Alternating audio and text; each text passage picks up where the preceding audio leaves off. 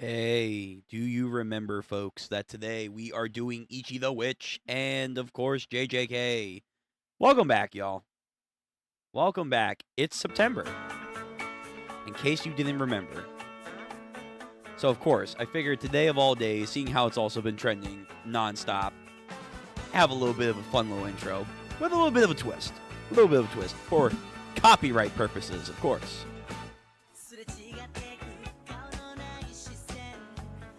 Anyway, how we all doing?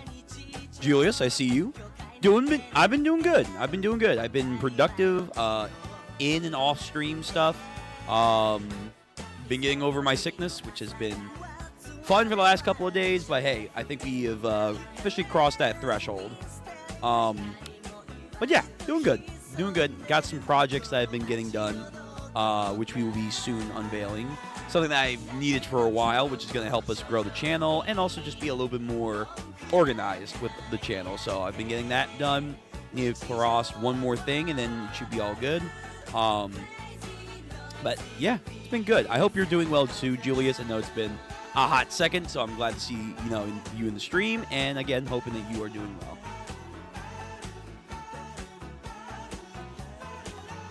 Anyway, welcome back. Ichi the Witch is out today, so we are going to get to that today. We are going to be doing Chapter 51 of Ichi the Witch, and then we will be doing a couple chapters of the Culling Games where we last left off with JJK.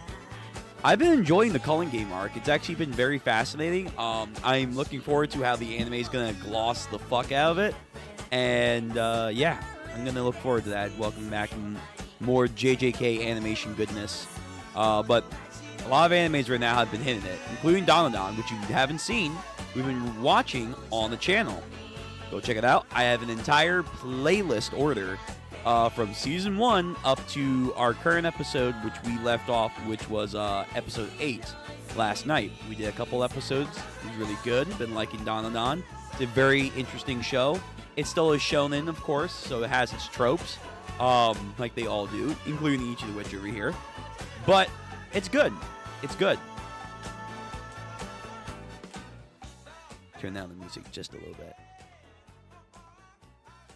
But yeah, so we're going to do Ichi first, then we'll transition, and I'll let people know that when we start JJK, we'll do a couple chapters for that tonight. And then, for this week, we will be primarily for gaming content. I mention this because this past week, go check it out on the channel, leave a like. We finished Yakuza 0, and that was a crazy ride. I was still sick, and yet we still pushed through somehow a 6-hour stream. I don't know how the fuck that happened still, but it was a good time. So Yakuza 0 is officially come and gone. We will get to more Kiwami games in the future. Just, we will be pushing it a little farther back. So we're not going to get into another Yakuza game just yet anytime soon. The main game plan, though, for this week is to basically just push through Fate. We're going to do Fate probably for 2 streams this week. We'll probably maybe do another gaming stream this week just to give us a little bit more variety. But after we finish Fate, the game plan is going to be that I want to have only one video game that we are playing at a time where it's like a continuous playthrough where... Hold on, I'm just trying to get my stream set up. There we go. Ooh. Okay. I didn't know I could do that. But, yeah, I want to have just only one game series that we're going to be doing at a time. That way it's a little bit more focused and at the same time a little bit more variety we can add to the channel. Where's my Ichi? There you are. And then get you off. Bada bing, bada boom. So after we finish Fate, that's going to be the plan. So we're going to have like either on a Monday, Wednesday, or Tuesday, we're going to have one continuous game. We'll play week after week. And then we'll have other days and nights. We'll have just a variety whenever we want to play. Just like, all right, I'm feeling Hollow Knight, we'll play Hollow Knight. I'm feeling Spyro, we're going back to Spyro. We're playing Stardew Valley because we're playing Stardew Valley. That kind of stuff. Just to give it, again, more variety. If I'm feeling particularly like, oh, man, I just want to Yeah, let's say the next game, which by the way, that we continuously play through each week, we will have it as a poll for you guys to decide. It will be something that I want to include you all into the decision process because it matters what you guys want to actually see on the channel. Um, you know, if I'm feeling like particularly like, damn, we left off a good place for, let's say the next game's going to be God of War, we're gonna just do God of War that week. That's gonna be the new game plan going forward. If I'm feeling like, hey, I just want to play for this week only God of War, we'll just push through with God of War. Um, yeah, yeah, just trying to mix it up a little bit. All right, now that we got that out of the way, let me make sure the music is turned off all the way. Good. Chapters ready, and notifications are out. All right. With that being said, outside of the Fate plans this week, we will, of course, be doing more Dandadan Season 2. We'll be wrapping it up next weekend, so stay tuned to that. Announcements will be out. We will also be getting back to One Piece. One Piece is back from break. Bug Ego did not drop this week. I have not heard any site currently having it. I'm going to double check my normal site, but let me just see. No, I'm not seeing it. Oh, hold on. Oh, Bug Ego did drop. Okay. So maybe this week we can try and figure out a time to read Bug Ego. Maybe we'll try and do that. When did this drop? Oh, it dropped like a couple hours ago. That explains it. That explains it. So yeah, maybe this week because One Piece is back, we're gonna try and do that One Piece stream this week. Also, this week we have our JoJo's wrap up. So that's going to be important. That's going to be on Thursday. I'm trying to figure out a good time to do it. It's just going to be, hey, come. Anyone that wants to discuss JoJo's Part 7. We're going to be doing a tier list, watching some fan-made videos of like, hey, what do I think the opening is going to be and all that stuff. And I'm like, okay, cool. Discussing theories, all kinds of stuff for Part 7. But maybe when we do One Piece this week, we'll try and also squeeze in the Bug Ego chapter as well, just to get that out of the way. Because now that it's officially out, I'm surprised it came out so late compared to the last couple of chapters. They're usually like the 17th or the 18th of the month. This one came out the 21st, so. But we'll have One Piece. We'll have the JoJo's Part 7 wrap up where we have our discussions. We will be doing, again, Dandadan, wrapping up Season 2. So sad to see the go. We're going to have to wait, I'm sure, for a little bit for Season 3. Sad, but it is what it is. We will handle. And then, of course, next week again, more Ichi the Witch and JJK. Yeah. That's our gameplay for the week and going forward. So I hope you all are looking forward to that and just come on and hang out and enjoy the madness that is our streams. Now, let's get to it. First, starting with Ichi the Witch. As always, chat, you guys will have the link. Bada bing, bada boom. Here you go. VOD Gang, I see you. The link will be in the description down below. It should already be there as we are talking right now, so that way you guys can both have a link to what I'm reading and read along with me, if you care to. Same thing for JJK, guys. The link in the chapters are going to be in the chat if you're watching live with me, so that's more of an incentive to come live and join in. But also, if you're not, if you're a lurker or a VOD Gang member, by all means, it's in the description so you can read along however you feel like it. We are using the TCB scans for JJK, the mythical translations, and we are using this site for Ichi the Witch because it's a pretty solid site, and I've had no issues with it, so, yeah. All right, let's go. Ichi the Witch, and then we'll do a couple chapters of JJK.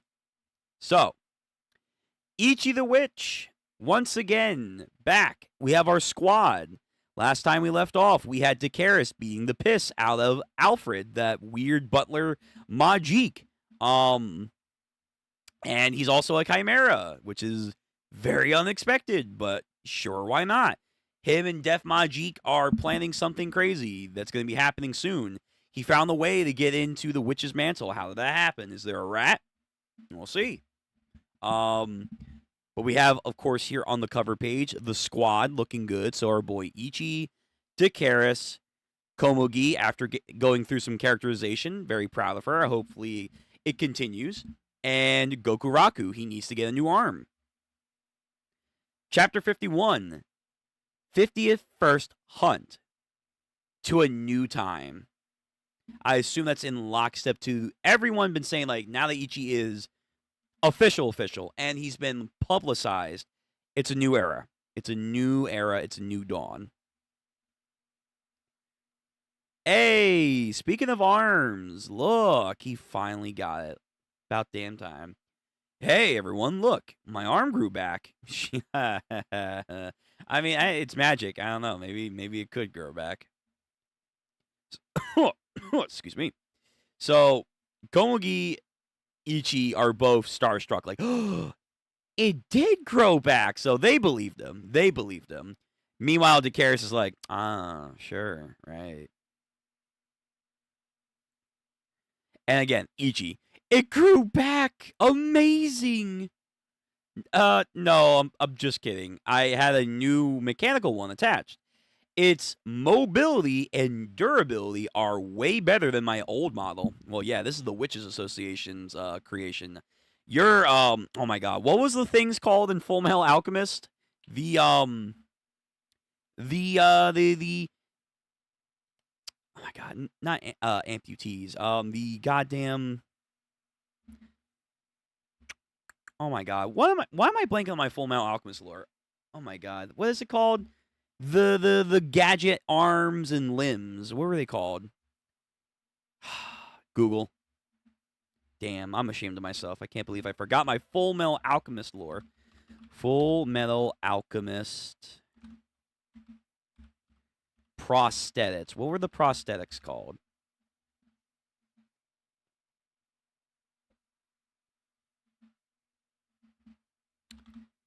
Google, please.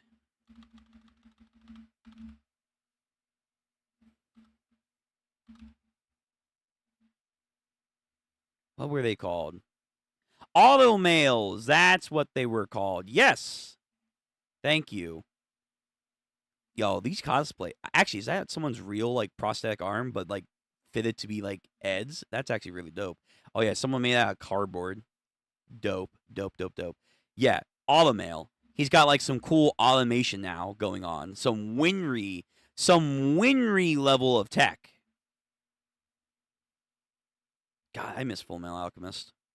I know the creator has a new series out right now.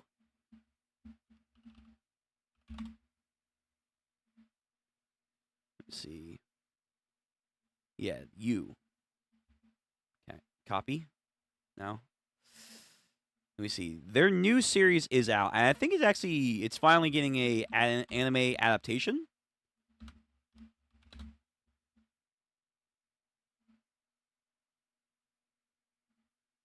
Yeah, this. What is this called?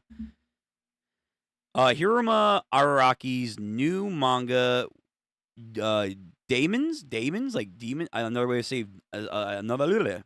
God, if I can speak, another way of saying demons, I guess. Daemons of the Shadow Realm. Intense.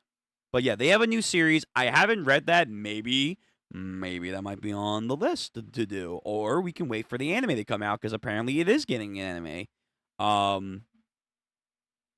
I miss Full Metal Alchemist though. I'm not gonna lie. I miss it. I need my goddamn alchemist circles. I miss it. Anyway, let me not get distracted. So he's got his new automation from the witches, so this should be good. I had a new mechanical one attached. Its mobility and durability are way better than my old model. They even gave me a new leg while they were at it. Okay, so a bonus. I got maintenance for my whole body. I feel better than new. Advanced version of Gokuraku Sugoi. That said, they sure took their time getting it done. Right.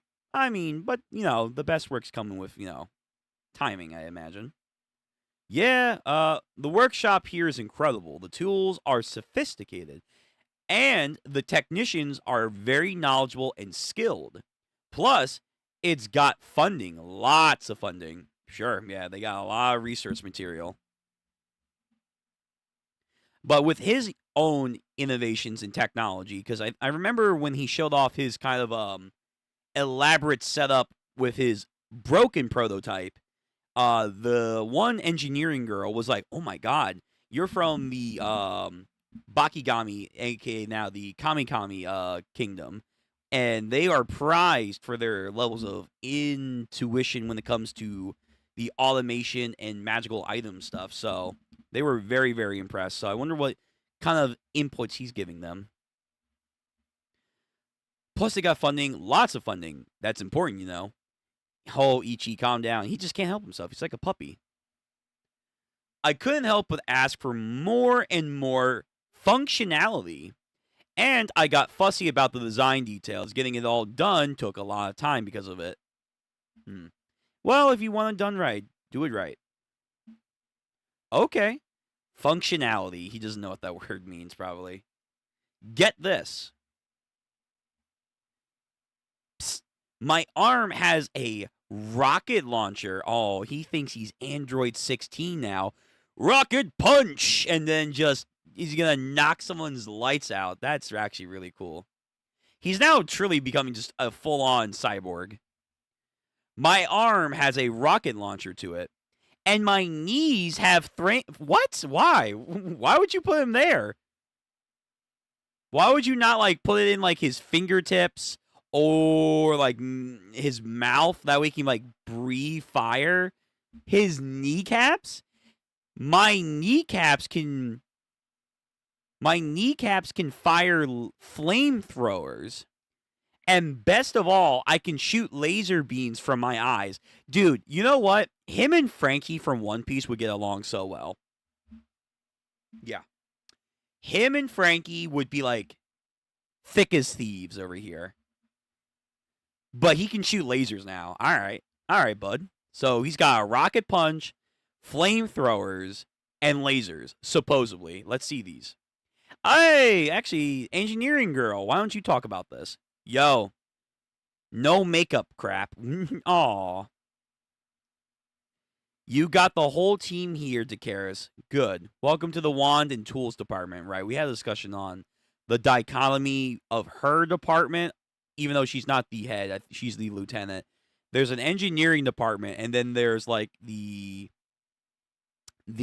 I think, like, how we broke it down was the application of mathematical science versus the actual engineering department, because there's like two very distinct departments. I feel like should basically be one and the same, but realistically, I guess maybe you could define it in two different ways. We went over this. Welcome to the Wand and Tools department. That stuff you ordered is finally ready. All right, cool. Oh, wait. Oh, he lied. Oh, man.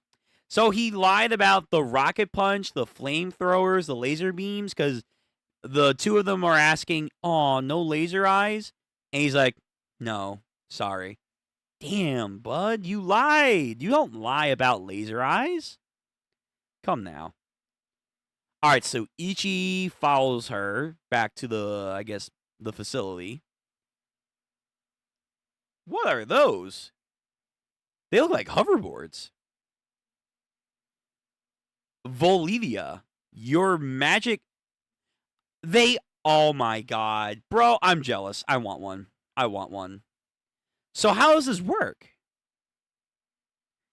Does Goku Raku get one of these? Because he's going to need one. He's part of the team. But he has no magic. I mean, he has magic equipment. Does that count? Like, can he, like, fly now, maybe? Volivia, your magic hoverboards. They're comet models, whatever that means. Yo, I want one. I need it. Magic hoverboards. Personal vehicles for flight. Hop on. You can stick your toes in there and brace yourself. You may pour magic energy down through your feet to power it. Okay. Yo, fuck brooms, man. Fuck brooms. Fuck, like, other weird transportation. Give me hoverboards. Give me some, like, sci-fi tech in my magic. I like this. It will minimize any external forces that act on you, such as wind pressure. Oh, wow. It gives him like a barrier. That's pretty neat. Okay, now here's a question. If Uryu is activated with his magic ability, can he upgrade like the output so that he literally goes like zooming across the fucking field on his hoverboard? Oh, please. That would be yes. Now that I say that, I need to see that. I need to see the magic power of this hoverboard go like an actual comet. Oh man, I need it. I need it. It will minimize any external forces that act on you like wind pressure, but you do still have to keep yourself balanced on it. It's actually trickier to ride than you would, and then he's starting to wobble. Nope. Hey, just because you have issues does not mean our goat over here has issues. Yo, he's already doing flips. He's doing tricks. He thinks he's like the witch hoverboard version of Tony Hawk. Yes, he's got it. He understands. He's mastered the ways of Marty McFly. He's ready. This reminds me like when he got like the enhanced boots that gave him like greater agility in like the first couple of chapters, and he was just like zipping through rooftops like he was Deku. I was like, damn, dude, this guy learns quick. He learns very quick. Okay. Okay, well, I guess you got talent for that. Wow, this is so much fun. Dude, this is really dope. This is really, really cool. Comets are a solid model, you see. They are light, compact, and designed for long distances. That's going to be important. They are the perfect choice for a traveling of places you cannot mirror to. Right. If you have no fast travel, this is the way to go. So, hold on. We have... Let me read this. Zoom in. That's kind of hard to read. Maneuverability. So we have the stat bars. There's 4 of them. Maneuverability, energy consumption. I think that says range.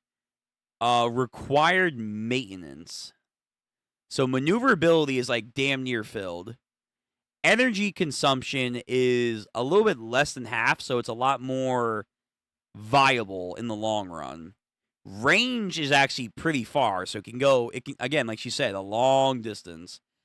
Required maintenance is also low, so that's also another good thing. So he doesn't need to like worry about upkeep on it. It's pretty good. This is a really good board. No high energy consumption, long ass distance, doesn't need a lot of maintenance, and it has quickness. It has quickness to it.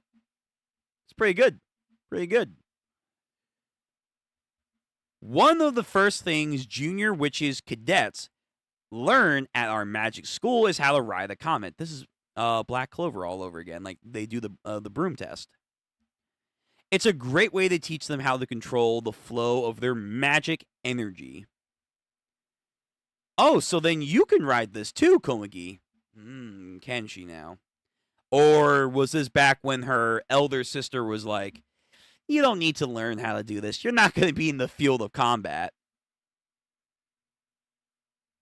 Well, she can ride that one magic bike when we met her, but maybe you don't need to learn. It's just like one of those, like, you start up and it does it yourself. Yes, technically so. But we humans are born with perfectly good legs to help us go to place. Why do we need to ride these things? Okay.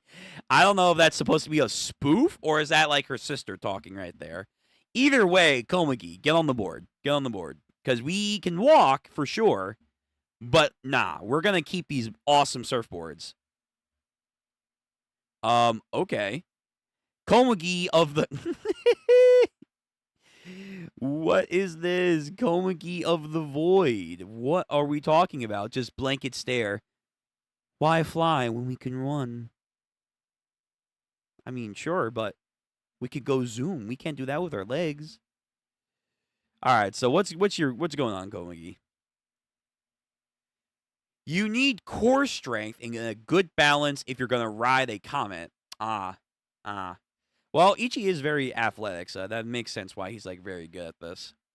In other words, they're not great for the uncoordinate types. Oh, is that why she can't use this or doesn't want to? Because she's clumsy? Fair. And then she gets embarrassed. Hey, I'm really good at piloting hover bikes. I can carry lots of cargo that way. Oh?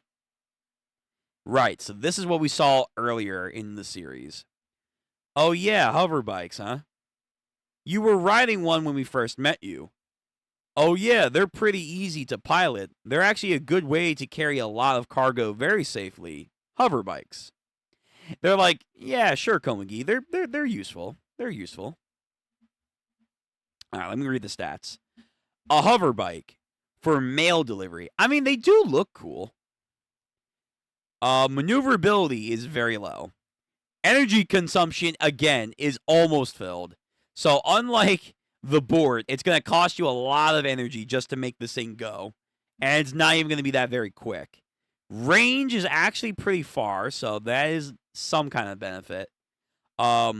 Required maintenance, though, is very high. So it's not very quick. It consumes a lot of energy. You need to maintain it. But it can go pretty far, too. So at least there's that. At least there's that. And if we had to give it another benefit, like they've been saying, you can carry a lot more with it. Okay. But fuck that. We're going to go with the Marty McFly hoverboard over here. Yeah, they're energy guzzlers. You don't want one of those if you're going to plan to go very far. Yeah, unfortunately not. And then Komagi, I'm sure if I just try really, really hard. No, I don't think that's going to work in this case. The Karis, nah, we'll just have you ride double with Mugi. You sit behind me, okay? What other kinds are there, I wonder? Oh, okay. This is a little neat chapter. So we're getting like a lot of these little tools and things to help people travel. So we have magic bicycles. So there's magic bikes and then there's magic bicycles. Maneuverability, again, very low. Energy consumption, though, is pretty low. Range is neutral. Required maintenance is very low. Okay, what does this do? Is it like the Pokemon bike? You can go up hills. You can like do quick dashes or something. Magic skates. Maneuverability, very high. Energy consumption, low. Range, though, is also low. Required maintenance, low as well. So if you want to move very quickly in a very short distance, skates are the way to go. Is that a dinghy? Okay, so dinghies, a magic dinghy. So what? Can it like fly or something? Like it's a flying ship or something? Maneuverability, low. Energy consumption, kind of high. Range, though, is very high. Required maintenance is kind of neutral. So again, one of those things where it's kind of like the bike. You're not going to move great. The consumption of energy is really, really high. You don't have to maintain it, though, as much. But the distance you'll get is pretty good. And then, what is that? The goddamn magic motorcycle. It's like a tricked out metal version of what Komagi has. Oh my goodness. Maneuverability is kind of neutral. Energy consumption, again, so high. A lot of actually, the only one that doesn't have a very high consumption is like the magic skates. Actually, yeah, the magic skates, if we even include the hoverboard, those are the ones that have like the lowest energy consumption. And I think it has the lowest maintenance. Okay. So maneuverability for this tricked out motorcycle, low, kind of neutral. Energy consumption, again, very high. Range is decent.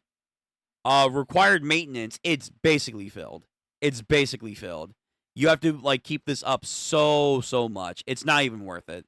Like this thing is definitely not worth it. Don't do it. It's like for display purposes only. They all have various degrees of range, energy requirements, and quirks to them. Cool. Yeah, you totally built this one for yourself now, didn't you? How much did it cost you? She built this just for herself? Ooh.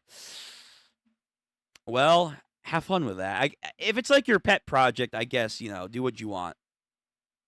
Don't let Master Monogold know, okay? How much did you spend? On this? On that motorcycle? How much did you spend on this? If you don't want her to know.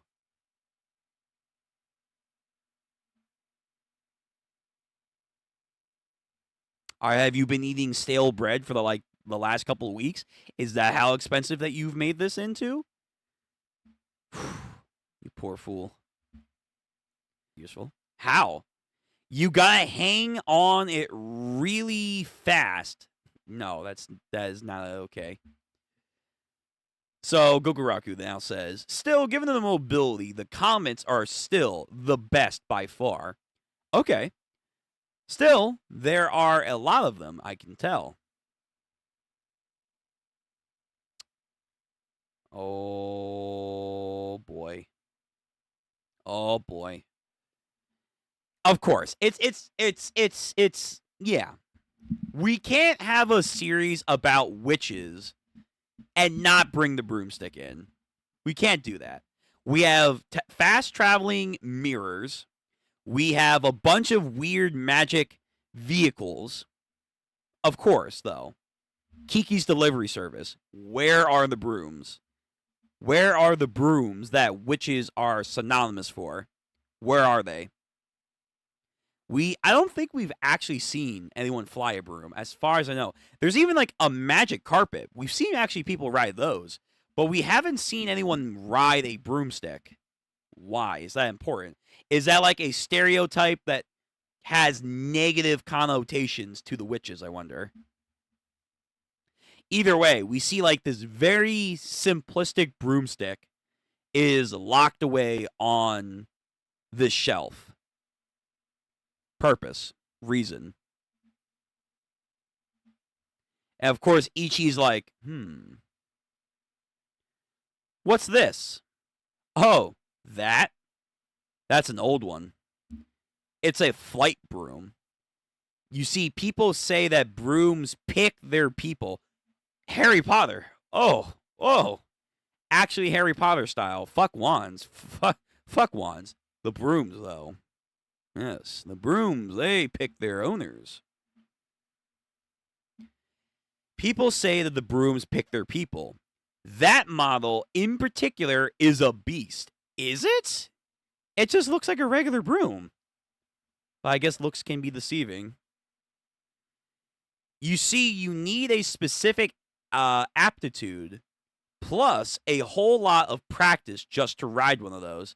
I mean, again, he learns fast, so maybe this might be perfect.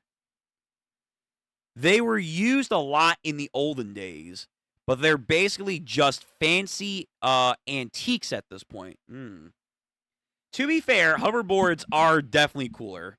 They are definitely cooler than magic brooms, but because it's called Ichi the Witch, you do kind of need a broom. You kind of need a broom. A broom, you say?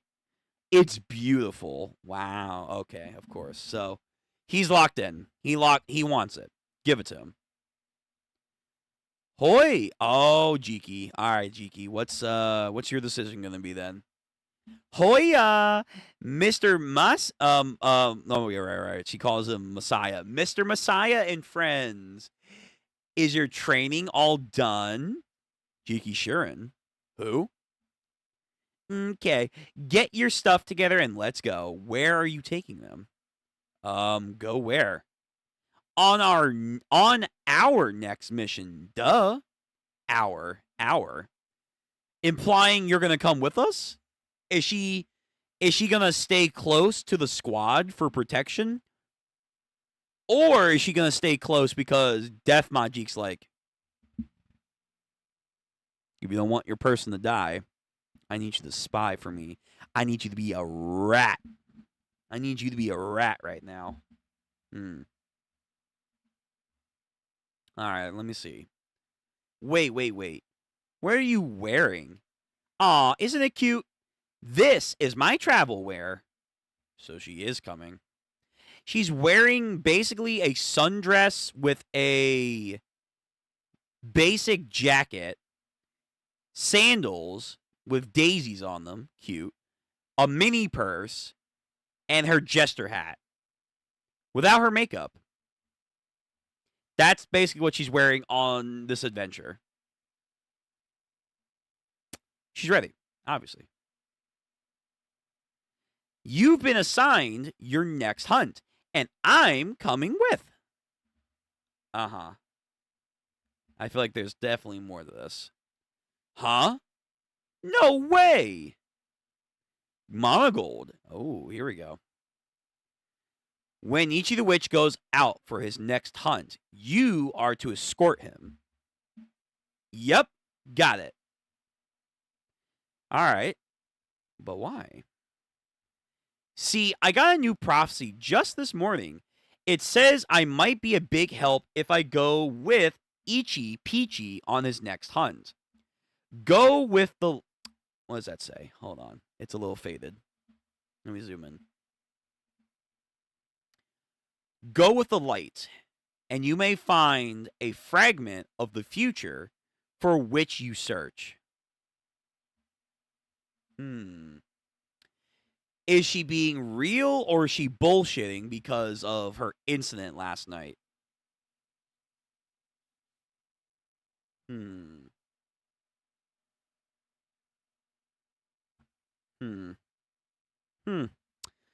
Really makes you think. Go with the light.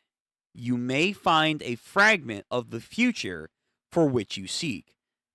That could be referring to the prophecy, obviously, but that's the easy thing to think about. Is she trying to have a vision that can allow her to keep her human alive? And that's the future and the light that she needs. Or the light would be Ichi in this case. The future would be keeping her human host alive somehow. Because Alfred delivered the message, hey, no more futures. They know that she's making futures somehow. I don't know how. They just do. So they said, none of that. None of that. You can't do that anymore. However, they didn't say anything about her not having prophecies on trying to keep her vessel safe. So that's, I think, all good. I think that's all fair to have. Why does she need to go with Ichi, I wonder? How very unusual for you to receive a prophecy in which it is regarded to yourself. Oh, okay. That is a very good point. Oh, really? Well, you know, I regularly check on my own future, you see. Well, yeah.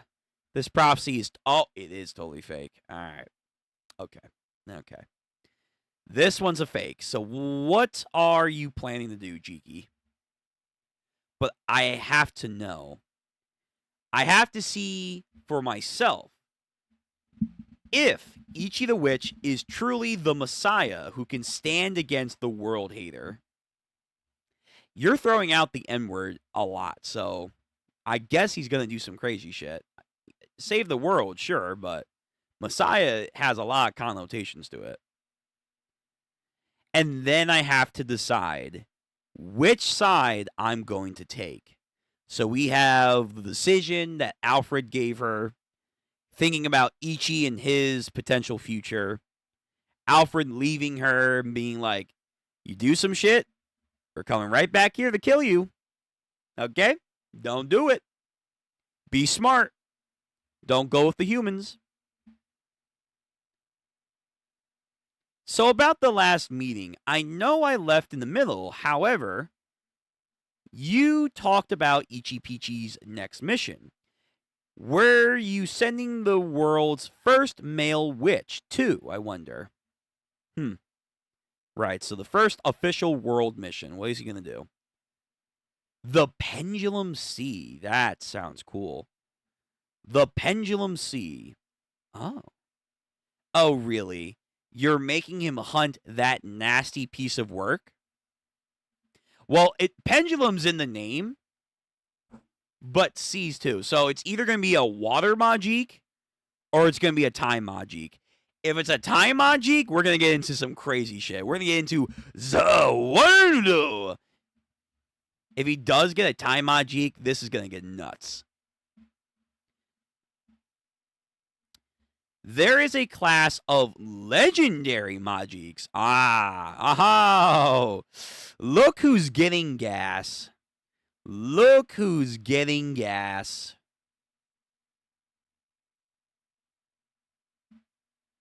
Brother, you gotta do something. Like, again, you lost your Sukuna glaze to this guy. Rightfully so. You need to step up, man.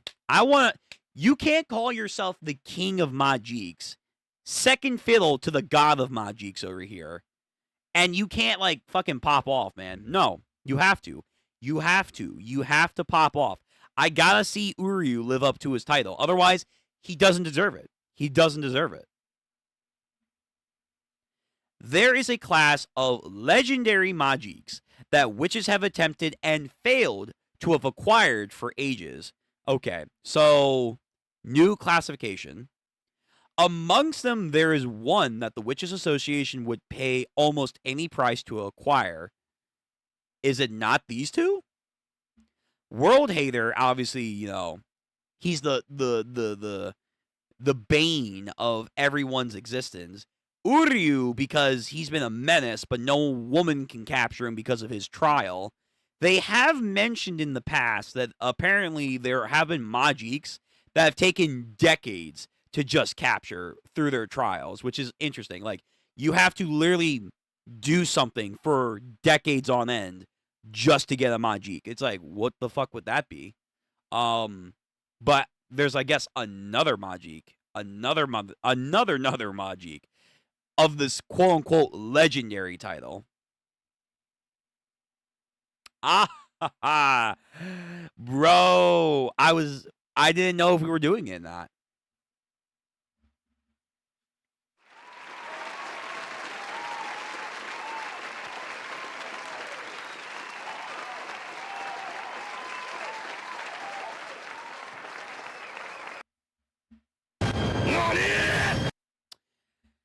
It's time, literally.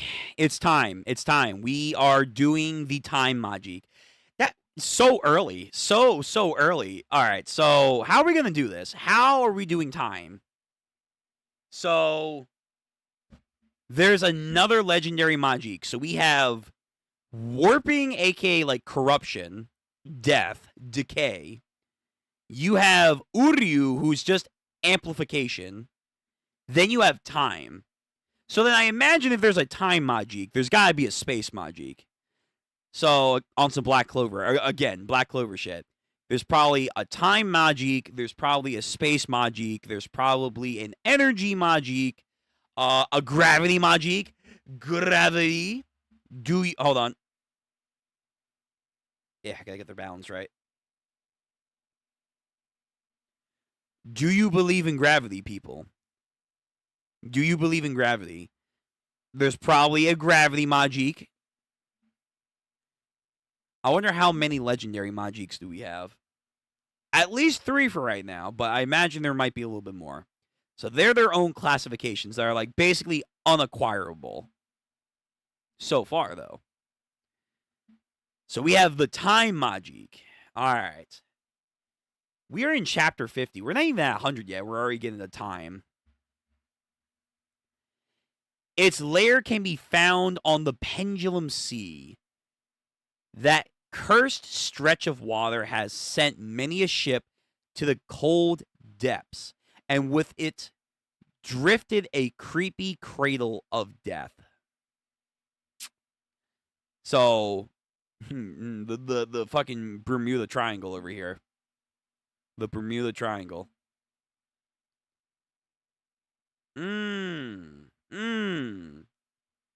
Is this a glimpse of what's happening in the future? So we're on a giant ship. We have Ichi on a hoverboard. Goku Raku can actually use a hoverboard. Interesting. Dakaris can use a hoverboard. Oh, I'm sorry, not Dakaris can use a hoverboard, but she's using it. And Komagi is riding shotgun. Jiki Shirin has one. Yeah, actually, this is a big ship. This is a big pirate ship. Nakama over here.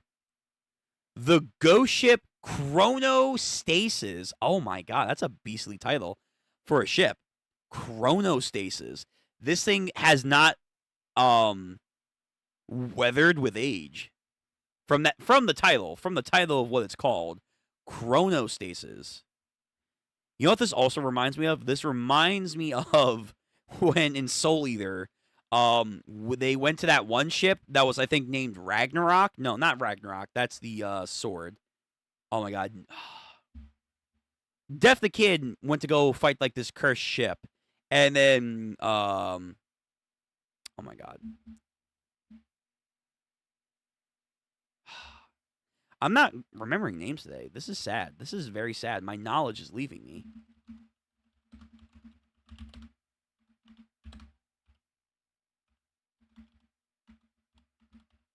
Krona. Thank you. Krona. Krona, our lad over here. Lad thing, Majinger. He comes in and he like does like a beastly split of the ship. What was the ship called?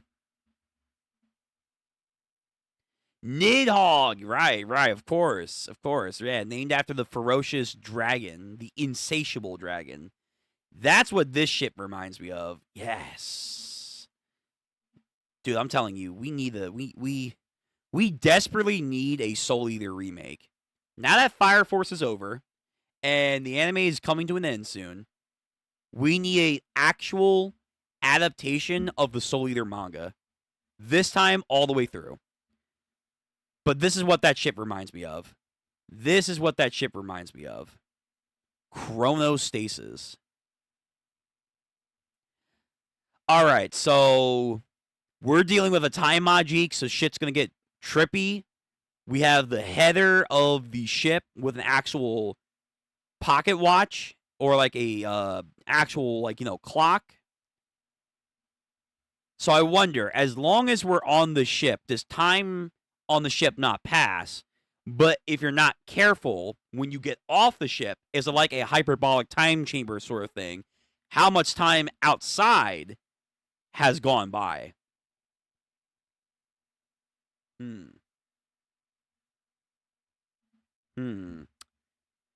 All right, this is very interesting, and that's the end of the chapter. That is the end of the chapter. Okay. Let me look at chat. What's going on? So, Julius, game over. Not yet, but it's not looking good. Like, time usually is a very OP force to deal with in these kind of stories. So, let's see what they're gonna do. Julius again. Could wind up being someone like Komagi gets it. That would be cool, because I've been saying for a while she needs to step up. I'm liking her character growth, but she needs to also be an asset. She has healing magic. That's apparently her forte that we learned in the last arc. We haven't seen it. We don't know what she can do with healing magic. But if she gets time magic on top of her healing magic, that'll be kind of neat. That'll be actually very, very useful. Yeah, so Komagi could totally get it. She could totally get it. That'll be awesome. Could wind up being someone like Komagi gets it, and its effects aren't too OP, or the world hater recruits and / or kills the time Majik. I mean, yeah, he probably does want to kill anyone that's a threat to them. So it's better that you're a neutral Majik, like you don't hate humans, but you don't actively assist them, because now, for whatever reason, now's the time that Def Majik and his assets are on the move. Don't know why, but for whatever reason, it's just time. You can say it's because of Ichi being active now. However, for some reason, before Ichi, he went to that village just to, like, cause shit. Why? Who knows? Who really knows? But this is a legendary Majik. Outside of Uryu, who we saw when push came to shove,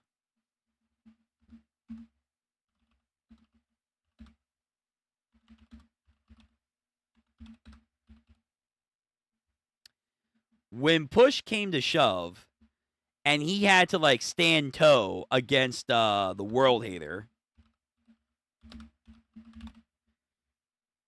dude was cowering.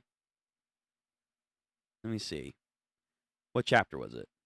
No. Yes, right here. He's like, nah, I don't want to be here right now. I do not want to face him. He was just losing his mind. So, though they are all quantified under this legendary category, it is very, very clear. The pinnacle is World Hater. Now, maybe Uryu against Taimanji could probably be a better fight. Maybe. Like, amplification. I've talked about this. Like, does Ichi have a limit with amplification? Or is that a non-fixed power set? In the idea of what you define as amplification is just hidden potential. And as long as you continue to want to grow and push yourself, Ichi in this case, the actual ability of Uryu is infinite. You can infinitely have more potential to unlock as long as you keep to it and you have, like, the grit to, like, push forward. Something like that. Like, once you start to really learn Uryu's magic, it's essentially like infinite energy you could tap into. I could see that. So right now, by himself, because he's also not very motivated, because he's never had to be motivated. He just kind of exists. But with someone like Ichi, who needs to unlock his power, because we're going to be facing off this guy over here, the goddamn World Hater, and now Time Majik, it could be a sense of, on some JoJo's Part 7 for my lads over here and my ladies and everything in between. If you get enough potential energy stored up, you can even, like, go beyond the realm of time. Your energy can literally just defy time itself. I could see that. But yes, World Hater probably could and would want to kill Time Majik if he's aware of prophecies, like he's been saying, and he is tracking their moves. Like, if they get Time Majik, this is going to be a problem. So we'll wait and see. I'm imagining, again, they are probably other legendary Majiks. It's probably not just these three. There's probably, again, going off of other anime stuff, there's a space Majik. Like, he controls space and dimensions. There's probably a gravity Majik. That's going to be, like, super OP. Energy, I don't know. Again, that could kind of be Uryu. Like, he can acquire infinite energy if you think about it the right way. And then you have basically death and or corruption, which is just Death Majik, aka World Hater Majik. Yeah. I don't know if there would be anything else. Like, would there be a healing Majik? Do you guys think there would be a healing Majik? Like, on some Orihime Inoue kind of healing, which isn't healing. It's breaking the laws of cause and effect.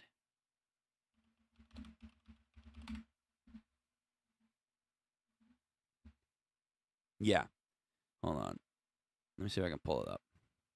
It's where Eisen talks about it too. Yeah, here we go.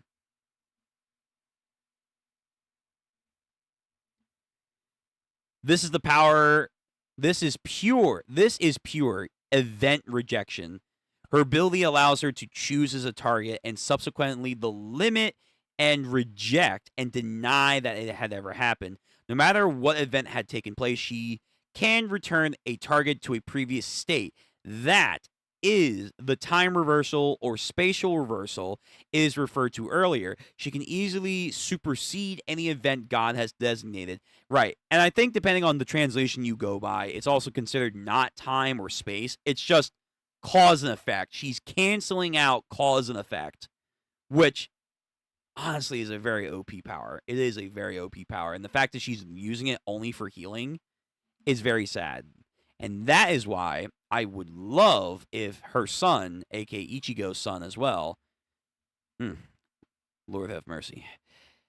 I kind of hope he kind of acquires this ability and then he applies it to a more combat focus. Because if you could have like an ability like you slash and you send out a blade, it doesn't cut you, but what it does do is almost kind of like brings you back to a moment in time. So let's say you are about to unleash a time bomb, or like not a time bomb, but like an energy bomb, and you're about to throw it.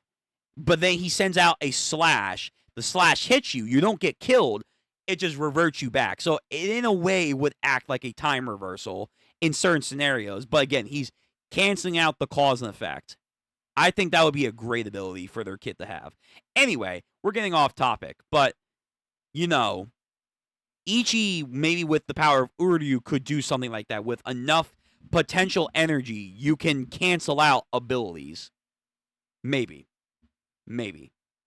But yeah, this is gonna get crazy. We're getting into the realm of time, and this is an anime manga that's about fighting and adversity. So, time in a lot of these scenarios is no easy fight, and can get very messy depending on how time is written.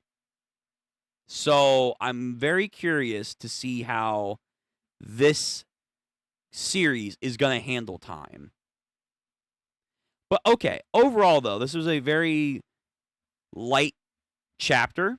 The main things obviously is Gokuraku got a new arm with new upgrades, but not as cool as he was making it out to be. We saw the girl again, the engineering girl. She's showing off her main equipment, which are these hoverboards. And Ichi is a natural pro. We go over a whole subset of different transportation magic gear. It's their pros and cons. But then we had the broom, the classic witch's broom. And they are considered old school technology, more antiques than anything else. But they have a certain property to them that decides whether or not whom can ride them. This will probably come back into play somehow. How? Not too sure. But of course, more importantly is that Jiki Shurin is going out with Ichi the Witch. She has her gear, very cute. And she basically just lied to Monogold just to go out for her own safety because she needs some verification that Ichi can maybe stand up to World Heater. For the sake of her own self, but also her human. Yeah. Okay, so next chapter, if we're not going to be on break, I hope not, we're going to get into some cool stuff. We're going to get into some very, very cool stuff. I can't wait. All right, guys. Well, if you guys have nothing else for Ichi the Witch, say your piece now. We're going to take a brief intermission. And then we're going to come back for JJK. We'll go for a couple of chapters. So, let's see. I think we left off. What chapter did we leave off? I think it was chapter 170.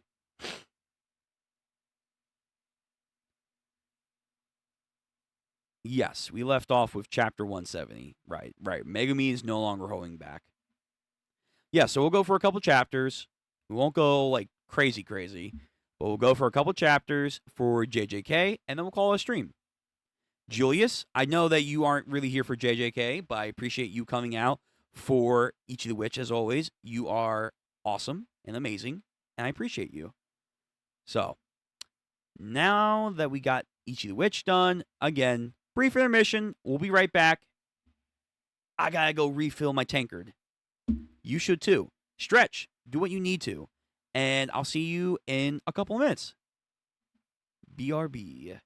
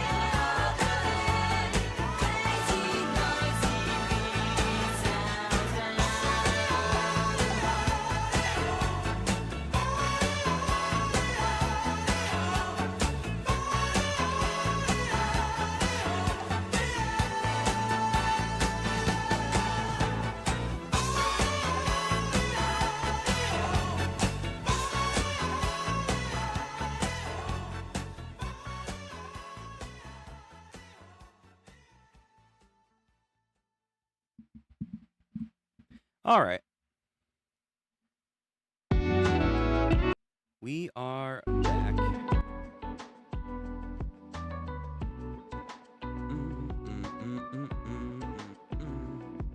All right.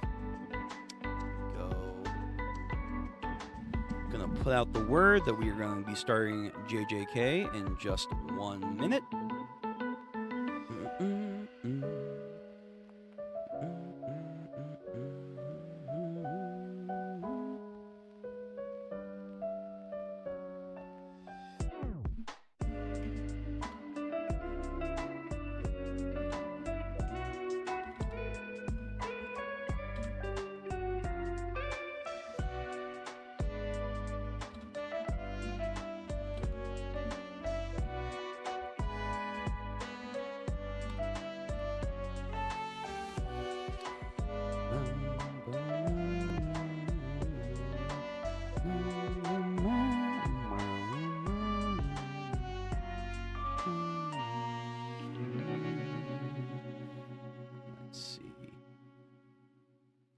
That would be good. That's a good picture.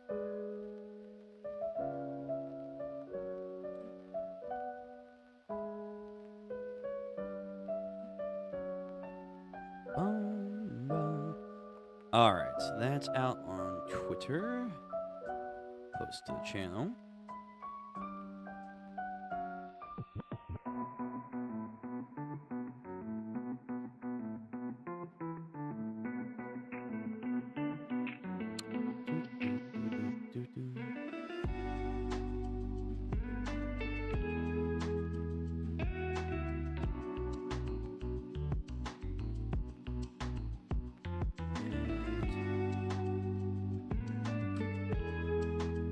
I'll try it. Hold on, I gotta download this picture. Then I can post it. It doesn't let me do copy and paste onto YouTube. That's kind of crazy that it doesn't allow you to do that, but whatever.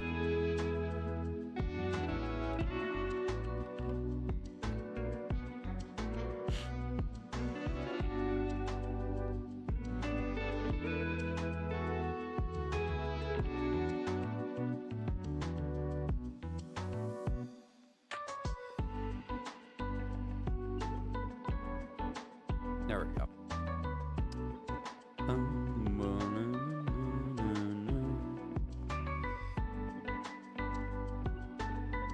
Alright, let me turn down the music just a bit. I'll keep the music on for the night. For at least JJK portion now. Because why not? It's cozier that way.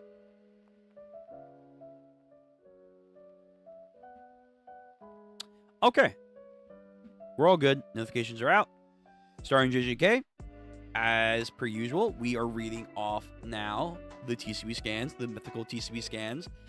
They've been good so far. I haven't seen the crazy shit, apparently, where it's just way better, apparently, than the official. The official sucks ass, which I'm like, okay, I get it. I've seen some bad Viz translations before. I understand. But also at the same time, they've been saying, like, oh, TCB scans, they got the great translations. Do they? I mean, it's been good. I don't think it's been, like, amazing, though. That's just been me. That's just been me. But yes, we are back with JJK now. We're going to be starting chapter 170. We'll go for a few chapters and see where we end off. We should get a little bit further today than last time. Last time I was under the weather. Today I'm feeling a lot better. But we will be getting started with our JJK read-through as per usual. I'm just going to pin to the chat that we are starting JJK. Now, reading JJK, no spoilers. I should put that up now, because now that we have a new series out, people are more inclined to spoil. There we go. And then, let me pin that to the channel. There we go. Okay. So we have that. Transition over. Ichi. Love you, my dude, but not anymore. We need our boy, Yuji. We had a discussion last time, too, under the weather, but I'll maintain frame. I like Yuji. I know Yuji gets a lot of hate for some reason. I assume it's because of stuff later on. I like Yuji. I think he's pretty cool. I don't think he's the best main character to date, but I think he's been a very, very solid change of pace from the typical crowd that we have nowadays. At least how I see it. My neck. But, yeah, I don't know. I think Yuji's pretty solid. I like him. And his, ever-growing struggles can't help but, want to see the best outcome for him.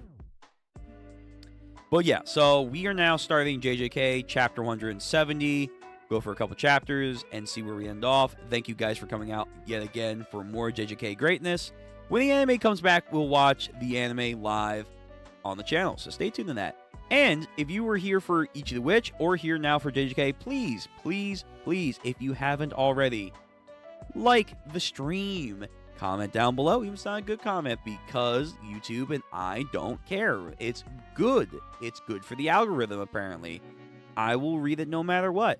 And of course, if you don't know when we go live, the best way to do that is, of course, hitting the bell notification. You will get the first notifications to the madness that is happening with our streams. And if you do decide to join and like what you see and want to stick around for more, subscribe.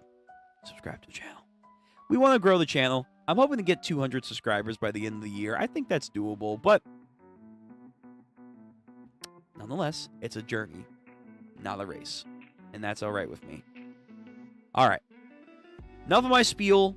You guys know what to do. Do all that jazz. Now let's get into JJK.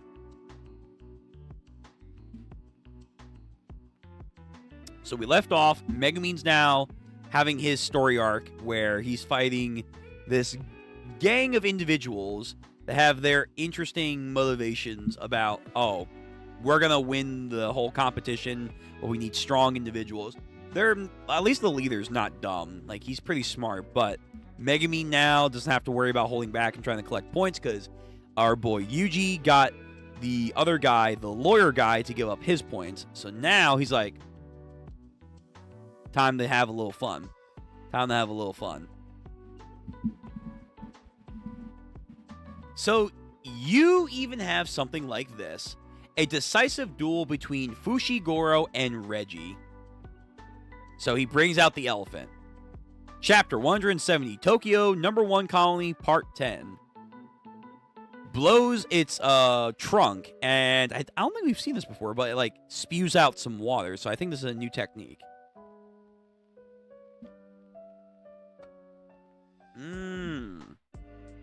So as he's avoiding the water, Megumi took the high ground, but he gave it up, and he's about to pounce on him.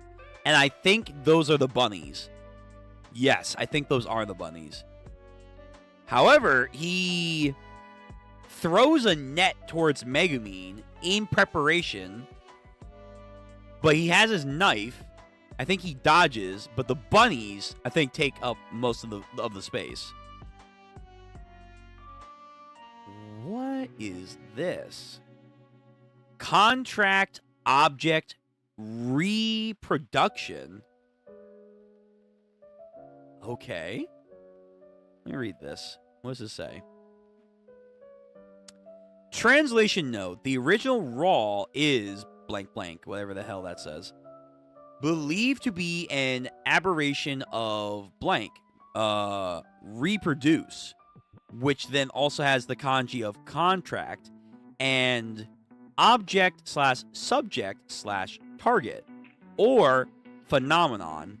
All right, so that's a lot. So this was the best translation they could have for his ability. Contract object reproduction.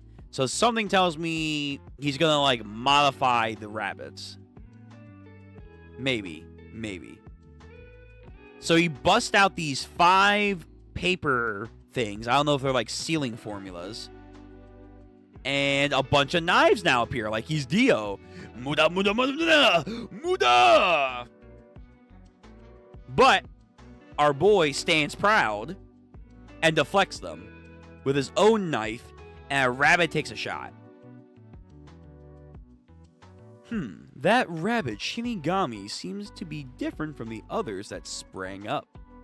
No matter how many to kill, the fact of the matter is that he combined it with water attacks, which would mean... Okay, so Fushiguro has his, I think, rabbits disappear. You are aware of my curse technique, but it isn't too straightforward to use a water attack. Your technique can conjure the contents of whatever your receipts are. Although I'm probably not completely on the mark. Very smart, though. Very, very good deduction. That's right. It's hard to describe. You can call it a reproduction of a contract, you see. Meaning I can also do something like this. Contract object reproduction. Okay, so he's about to summon something, but maybe he can, like, modify it. Oh, his entire... I just realized his entire coat, or whatever this is, it's the slips. Like, he's wearing an entire veil of slips. Okay. So what did he just do? I just used a receipt for a 3 days, 2 nights stay at a Starry Sky, which is a 5-star Japanese inn, completed with an oil treatment. Okay. What does that mean? Meaning I'm currently in a state where I've soaked in a hot spring, relaxed, and rested my body for 2 days? I thought it's 3 days, though. Yeah, you said it's a 3 days, 2 nights stay. So not only can he store or summon forth whatever the receipts are, the benefits of whatever these objects can give onto him, he can have. So a receipt for a resort which offers, time, he can then, in a way, almost steal time to then get the benefits of sleeping for 2 days and the spring bath. So if there was, let's say there was a coupon for a free all-body massage, he could take that, and then his muscles could be, like, all nice and relaxed and fixated. Then, like, he can, like, basically not heal himself, but sort of heal himself. All right, this thing is the power is much interesting now. We can get into some crazy shit. On the other hand, what about you? You're wounded from your previous battle and used multiple Shinigamis to boot. You must be exhausted by now. I often use multiple Shinigamis simultaneously, so this actually isn't a problem. The inclusion of Max Elephant, which is normally used alone. However, you can summon or dismiss a Shinigami easily, but once a Shinigami is hurt, it probably won't work anymore. Now you can't summon that all-rounded dog, which can run, attack, defend. Because of that, you are forced to use a combination of multiple Shinigamis, which only have a single talent. Am I correct? We are now at war of an attrition. Neither side has a high proficient power technique. It's impossible for you to kill me outright. That's right. So what? I'll just run away. Ooh, again, you were right. A battle of nutrition. So I'm just going to take this time to get the hell out of Dodge. Hey, he summons drones. Ooh, okay. Not gonna happen. So he burns a coupon again, and he summons a moped. Crazy. What does that say? February 10th, 2018. So, wait a minute. Okay, here's a good question. Are there expiration dates on his receipts? Like, warranties? Because there are stuff like all expense paid business trips. Good for, these days up until a certain point. Can you trick him with an expiration date? Or can you rewrite an expiration date onto his slips? That'll be kind of a good counter. But either way, he now summons a moped. From top to bottom, a supplementary note about the murder plate, the date of the signed contract, the address, the seal of a legally bind contract. So, legally bind, does that mean you can't just have like someone willy-nilly write away something? You actually have to get like this notarized or something? Either way, he takes a bike, follows him, lands on a roof. And of course, he has a phone to track with the drones from above. Oh, a general gymnasium. Did he simply run? Or is he trying to lure me into this building? I could force him out with a fire, but that'd be too much trouble to play tag with him again. Now, what shall I do? This guy is very confident. He's very, very confident in taking on Megumin, but I do feel like he is being led into a trap.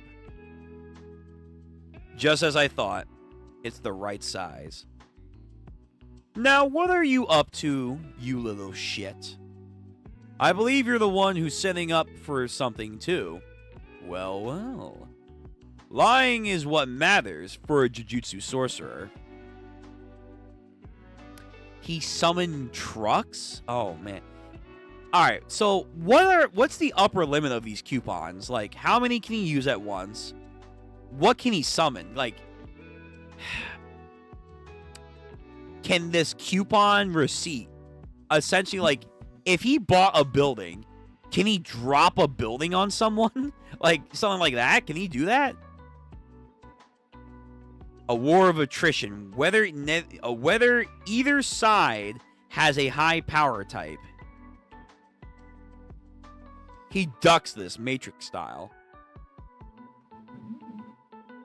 Good dodge, Megumin. Good dodge. Now 2 potted plants emerge above him and are about to drop. They land, and in that instant, he's going to come over with a knife and just... Hold on, I don't have a knife. But what I do have is a pen, and the pen is mightier than the sword. And he's now trying to jab the shit out of Megumin, and he's doing it. He's taking blood. Another coupon, fling, and a carrot now summons to the field. Oh, I'm sorry, a radish. Excuse me, a radish. But inside of that radish is a knife. Okay. So he can lay traps inside of the objects that he's summoning to the field. So if he were to, like, let's say, summon a box, in that box, he can set up, like, oh, a time bomb that's going to go off right now because I somehow triggered it. He could do that. He could do that. Right, this power is actually pretty creative. I'm not going to lie. This power is very, very creative. So within that radish, a knife comes through and then stabs him. Ooh, he got him. He got him right in the upper arm. Then follows through with a kick. Objects I've reproduced are like my Shinigamis, you see. So I can grant them simple orders. Knives do not normally fly, now do they? Judging from your personality, this might be a pointless thing to ask, but I'll give it a go. If you give me your points, I'll give you a painless death. What do you say? Barrier techniques sure are quite difficult. I just can't grasp the sensation of superimposing an artifact space of different scale onto a real space. And that's why, don't tell me, I'll transform the space of this gymnasium into my domain. He can use it. So he did lure him here for a specific reason. So the gymnasium helps him conjure up a space area for his domain. He did mention that was one of the difficulties of using a domain. He isn't quite fortitude at, like, constructing an area yet.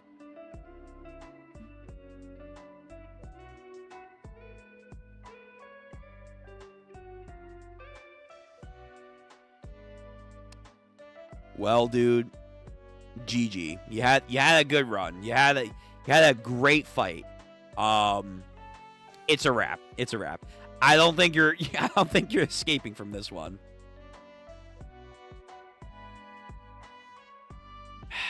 What's his style again? Like, I think it's like this. Domain expansion. Chimera Shadow Garden. I didn't think a sorcerer of his level. Bro, you be surprised, because his level is something amazing. Supposedly. I never said I don't have a powerful technique now, did I? True, you did just assume that I didn't have a power type. That's on you. Like he said, the best asset for a sorcerer is to lie, and that's what he did. Well, I guess he didn't lie necessarily. He just didn't say the full truth. Okay. Hiding the cards up your sleeve. This is the essence of a curse technique battle. Chapter 170 end. Oh, no color page for this? Damn. TCB, you're holding out on me. Alright, next chapter. Domain Expansion, Chimera Shadow Garden. Chapter 171, Tokyo Colony, number 1, Part 11. Fushiguro now uses the ace up his sleeve.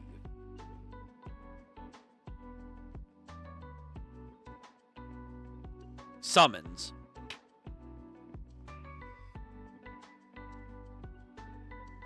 Oh, he's got a technique too? He's got one more technique? Alright. Oh, he's just putting up a fight. Secret technique. Hollow wicker basket.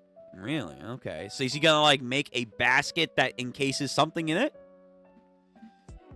A hollow wicker basket is a prototype of a new shadow style of a simple domain, and it has the ability to counter a domain itself and is guaranteed to hit. Right. Those are the contracts of a domain versus a simple domain.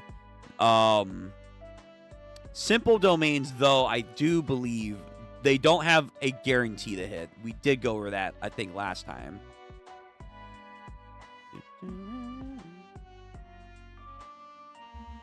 That's too bad. Oh, yo, getting cocky now, are we?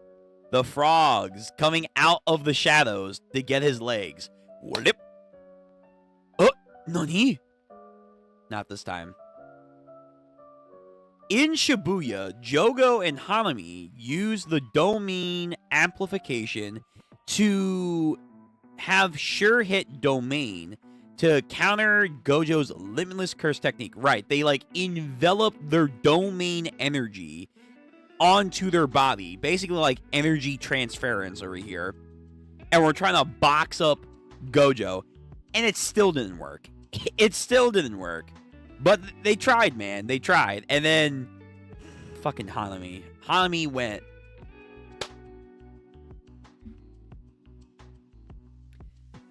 In theory, she'll come back. She'll come back. It's just, you know, it's going to be a very, very long time. By deliberately not using their curse technique and thereby leaving space to funnel it through, right? So they're not using their technique. They're using the energy of the domain itself to coat themselves. That's a very cool way of doing that. Hollow wicker basket and a simple domain cannot directly counter curse techniques. How? How did he hit me? These curse techniques can neutralize the barriers of a domain expansion and henceforth nullify the sure hit effect. Right, we've gone over this before. Fushiguro's expansion is incomplete. Oh, that's actually good then. It's actually good because it's incomplete. It has side effects that can still be activated. By converting the space inside the gymnasium into his domain, the barrier is forcibly closed and doesn't have its guaranteed hit effect manifested by said curse technique. Right now, his Chimera Shadow Garden is only an extension of the 10 Shadow technique, something that merely improves the potential capacity 120%. He basically is doing a pseudo domain expansion. It's not like a simple domain. He's doing a pseudo, an incomplete domain expansion, which has its own benefits. That's actually pretty cool. That's actually pretty cool. So it's not sealed. It's not sealed. So he doesn't have a guaranteed hit. But his potential is now crazy high. He's got crazy high potential. Oh, actually, I just realized I'm a goober. I'm a goober.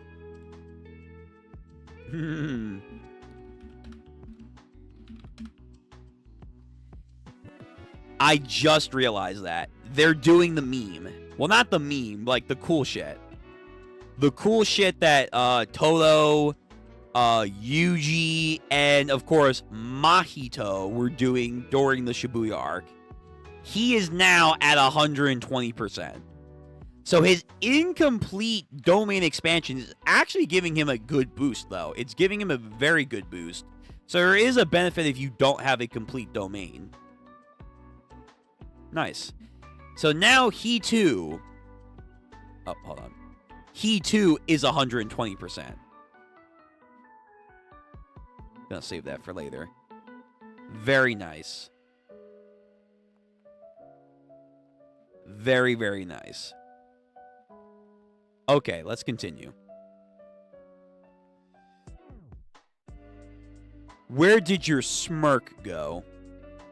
However, the incomplete domain took Reggie Star by a complete surprise. You little shit! You think you can beat me? I think he can. And then he is starting to get pummeled.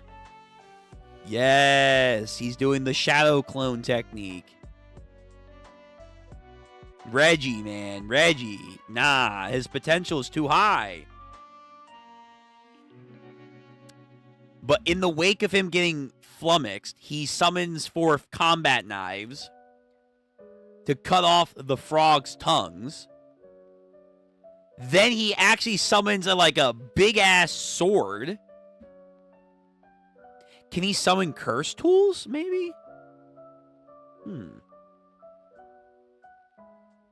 Doesn't matter. He just got his leg tripped up from a Fushiguro. But he's still fighting, man. He's still fighting. As another Fushiguro comes in to try and chop his leg, he dodges somehow and then blocks with his sword, and Fushiguro and him have a clash. But, oh my god. Bro, his shadow clones are savage right now. One of his clones, elbows him in the nose as he's, trying to block the other one. I see. So these clones and the Shikigami were formed before I was hit.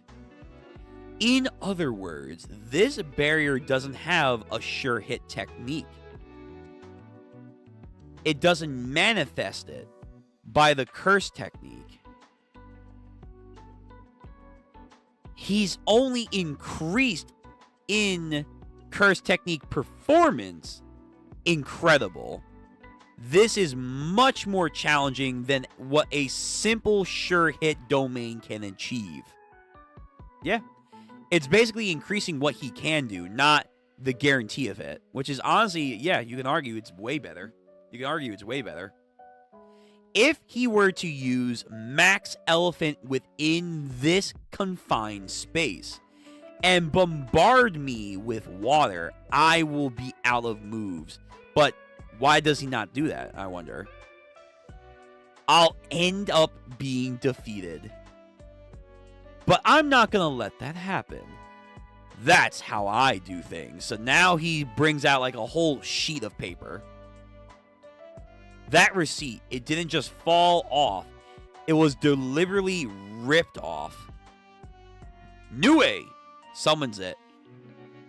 Nah, too slow. And he brings 3 cars into the battlefield. I've been noticing that if I didn't reinforce my footing with curse technique, I was almost getting sucked into this place. Everything under this domain is your shadow, isn't it? Getting things in and out getting yourself in and out. How very convenient. But one thing does bother me. You're running low on weapons. I've only seen one clunky curse weapon of yours, which would mean either you have a low capacity and need to make sure you have a room fitted for one of your own, aka a pocket space, a clone, and a sword, or you have to take on the weight of said objects within this space. Anything that you store in the shadow is yourself. Oh, so he drops the card. Damn. So how much does his Shikigami weigh then? Because he, like, could summon an elephant. Is it the weight of an elephant, though? Probably not, right? So he only carries a weapon, and then his Shikigami. Does his clones weigh nothing? Maybe they don't. But now that he summons an actual object here that's from the real world, they have their actual mass that he has to carry. So he's... Wait. Hold on. That would imply then Fushiguro right now is taking the weight of 3 cars. He's that physically strong? Whoa. For him, that's kind of impressive. Wait a minute. He can withstand the weight of 3 cars on him. Yuji, I could see that. Yuta, sure. Todo, absolutely. Megumi can withstand the weight of 3 cars? Doesn't feel right, but okay. Sure. I'm correct with the latter. So I'm going to use your own imperfected domain against you. 3 passenger cars are worth their weight, roughly added to 2.4 tons. So your clones seem unable to take it. But you can still use your Shikigami. Anyhow, if I were to watch my step, I'm just gonna keep adding the weight until you're gonna collapse under your own weight. Something tells me that's something he wanted you to do, because now he has a smirk, like, thanks for that. I needed it. I think you're missing the point. Even if it is an incomplete domain, it's still a domain. There's shadows above you, too. Bro, I didn't... It's such a simple thing, but I did not think about that. Yes, you are encased in his domain. Incomplete or whatnot. Doesn't have a sure hit. You could break out of it probably a lot easier. But this is part of his domain too. Not just the floor. So now he's going to drop the elephant. Now he's going to drop the max elephant on him. And it has a higher potential because he's in this 120% increased space. There are shadows above you, so here it comes. And he literally just drops the elephant on him. Oh my god. Ugh. So I wonder, who's going to collapse first, Reggie? Yo, this is good. Hey, the color pages are back. Man, we could have done last one. That's cool, though. I like the black and green. The black and green look great. Okay, not as good of a coloration, but this is good. This is good. Very cool.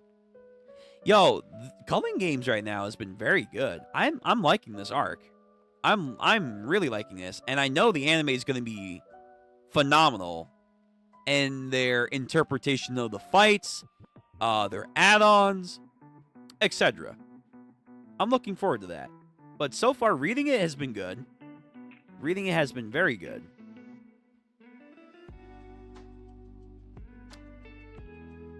It is commonly said that humans faint when they achieve a G-force of 5 to 6.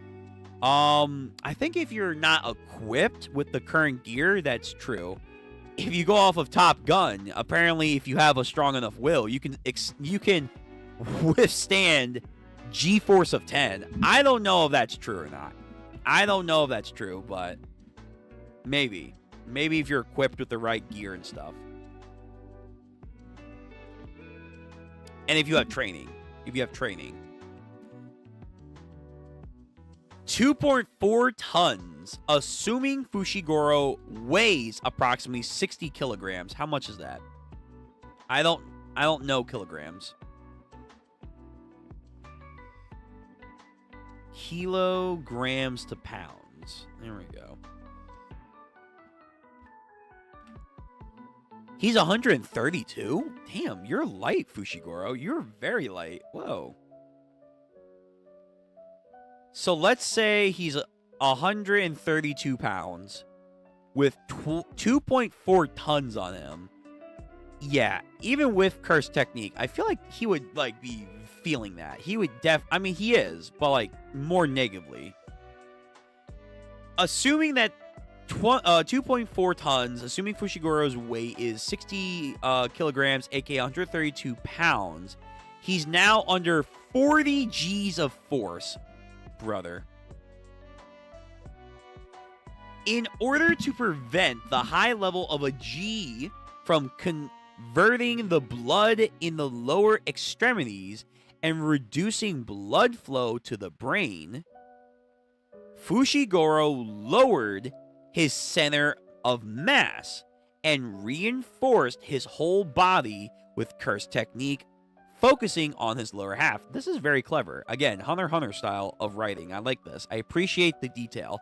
Like, this is why I would love if Oda would treat like hockey like this. If we could get dialogue like this in the middle of battle, how people are like using their hockey, it would solve so much issues when it comes to fights and understanding what's happening right now. Yeah. So he sets his position up, and then he's focusing his energy specifically in an area that he needs to reinforce more than anything else. Yo, his elephant is actually weighing the same weight of an elephant. That's crazy. That's crazy. I thought it was like because it's a Shikigami, doesn't weigh anything. Wrong. I'm seeing a picture of an elephant, so that tells me he's fucked. The average adult African bush elephant weighs 3 to 6 tons. Bro.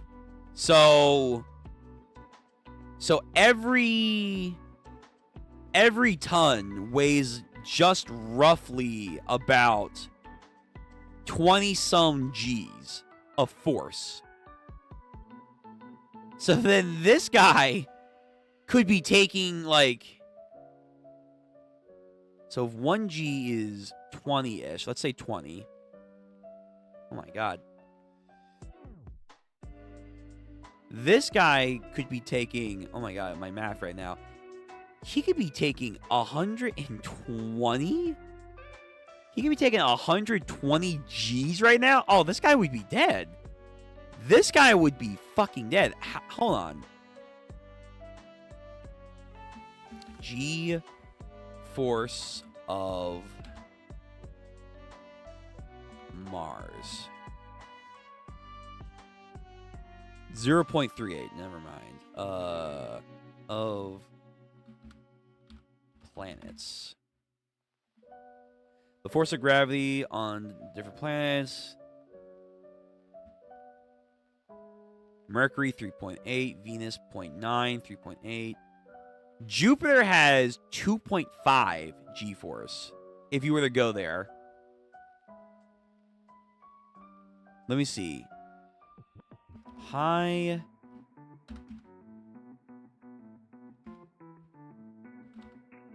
celestial G-force chart. Let me see this.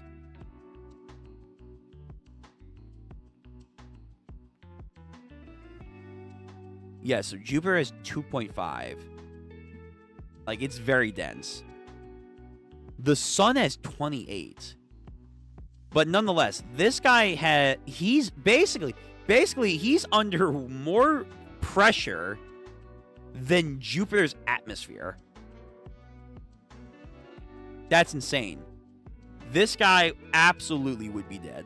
He absolutely would be dead. What has a G-force of 6? A high-performance acrobatic aircraft. Okay, true. Aircraft.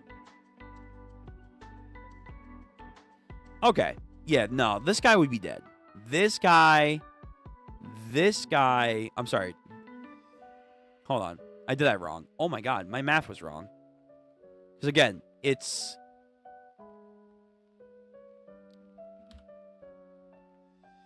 You're taking potentially 20... times 6, so 120. Going back to the chart, the sun... Oh my god, there's no way. Hold on. If this is true, the sun has a G-force pressure of 28 Gs. You're telling me this guy is taking, like, almost 4 times... that of... Actually, no, over 4 times. I can't do math right now. He's taking over 4 times the G-force of the sun right now? With an elephant being dropped on him? Buddy, you're dead. There's no other way to say this, dude. You're dead. You are absolutely dead. This guy's going squish. All right, let me go back to the chapter. With the increased accuracy of the curse technique due to his domain expansion, Max Elephant now mimics a true elephant's weight. Oh, really? So as before, it wouldn't be, but now he is. Bless me. Oh. Okay. So inside of his domain, his elephant generally weighs that of an elephant. Wow. Wow. How are you alive? Reggie Starr fractured his right fibulae and heel, bearing all of his weight. In a situation like this, either of them could be easily crushed to death in seconds. All right, so who's going to give? So, him carrying an elephant. Meanwhile, Megumi's carrying 3 cars. I fucked up. If I still had the truck with me, I would have won. Right, true. Yeah, if you would have summoned the 2 trucks instead of the 2 cars, or the 3 cars, yeah, you might have won. What do I do? What do I do? At the same time, I got sprayed with water. My trump card is still safe. Yeah? Once I'm inside the shadow, I will recreate my trump card from the inside. This time, he's going to die for sure. So he's going to sink into the shadow. Special weight. 60, what does that say? It's a little meek. Let me see. Go on. Okay, go under. I thought it said 60. So he wants to go into the shadow. He wants to go into the darkness. Then he'll unleash his trump card, and then he's going to die from something. Contract reproduction. That's the plan, but plans don't always go the way that they want. Wait a minute. The fact that he hasn't nullified the domain means anything that has already been taken in will remain inside even after it's been released. What if after he dies, I'm going to get trapped in the shadow forever? Yeah, that's actually a negative. Huh, that's actually a very good point. What goes on the inside of the shadow in the first place? It looks like a liquid, but I will be able to breathe. Will I be able to float? There's a lot of questions, and if you don't decide right now, those questions are going to be your downfall. No, I can't. I can't go inside the shadow. It's far too risky. Right now, right here, I'll pull out my trump card. You got baited. You got baited. I think he got baited again. Elephant. Megumin. Oh, he's doing some Kira Yoshikage. I activated it. I did it. Contract object. Reproduction. What is he going to summon?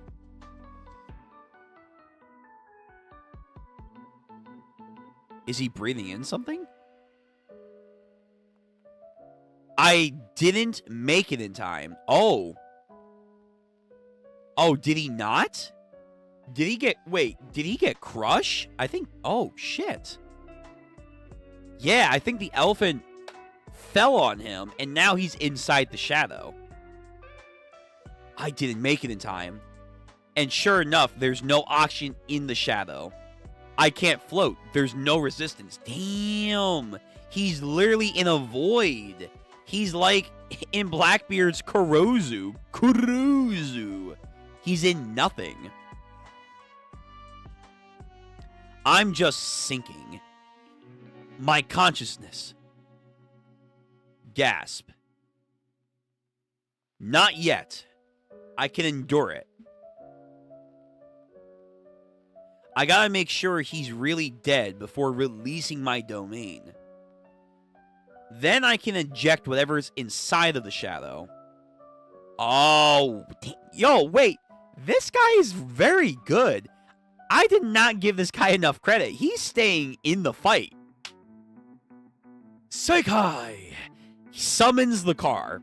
So he was summoning a bunch of cars so it would pole vault him up.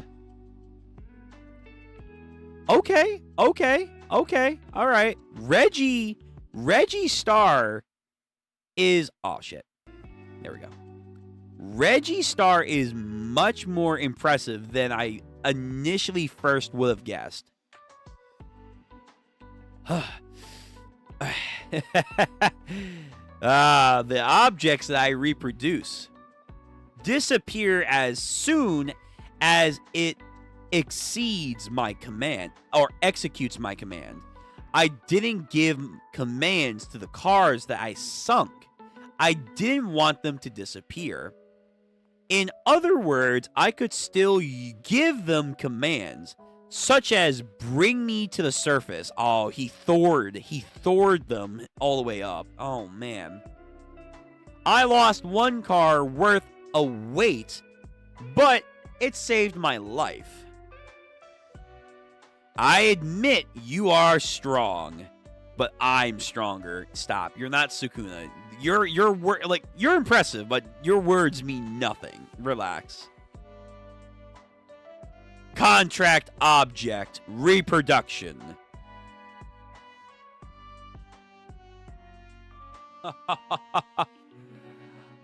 So I was right. My prediction was valid.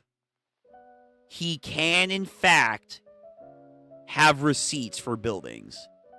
So he could legit get a house like he is now and drop it on people. If they weren't inside, could he decide how far up to spawn it? Like, okay, they're outside in public. Receipt. A house forms. 100 feet up in the air. Could he decide that? Like, I want to spawn 300, 400, 500. Thus, the terminal velocity of this house just dropping is going to be crazy. How big of objects can he go? Like, this is the biggest by far.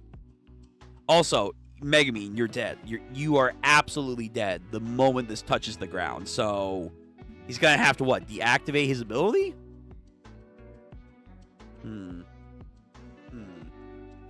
What will the plan be, I wonder? But yeah, okay. So I did call it. So he can summon houses. He can summon buildings. Like, surely he can't, like...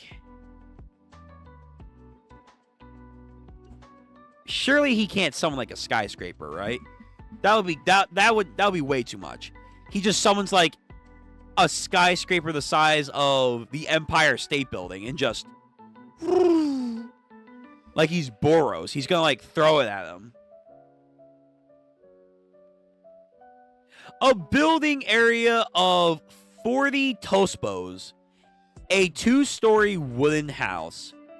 The wooden frame alone would weigh approximately 30 tons. Right, that's not counting specco. That's not counting concrete, brick, mortars, everything that's in this house. The wood frames alone are 30 tons. And again, this thing is high up. So it's gonna fall, increasing the velocity and all that shit. Yo, Megumin, plan. You're gonna need a plan. Get crushed. Huh? What? Nani? What happened? Yo, he's back in the water. Did I fall into the shadow again? But, of course, not intentionally. He got dragged. No. I'm inside actual water this time. Why am I so heavy? Who's grabbing onto me? What power is this? Wait a minute.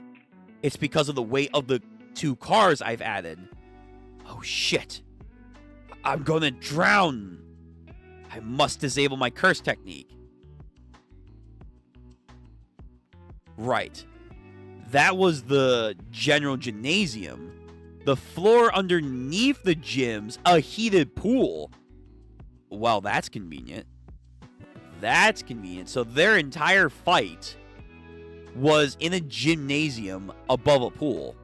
So that means what? He deactivated his domain?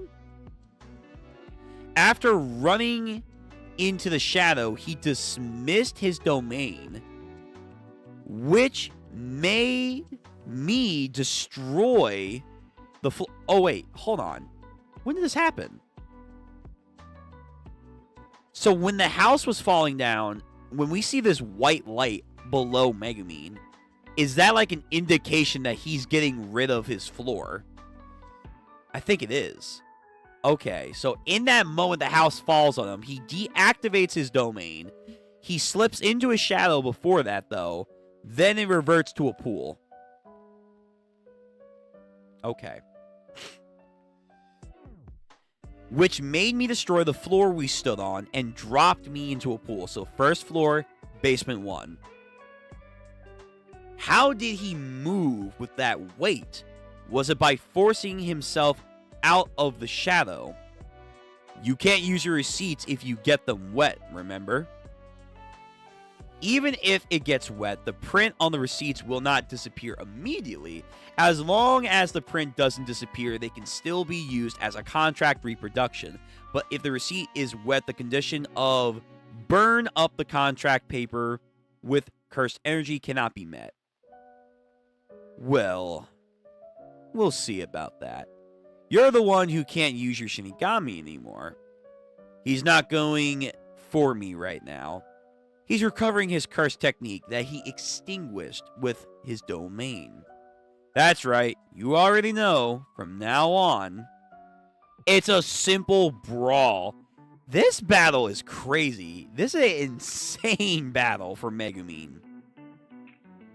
I'll make him think I fell for that. Gets ready for his pose. Megumin. Sword. I'm gonna finish him off in a counterattack. Right now, as he comes for me with his Shinigami. Goes in. This is gonna look great in the anime. I know it is. He'll use any Shinigami other than his dog.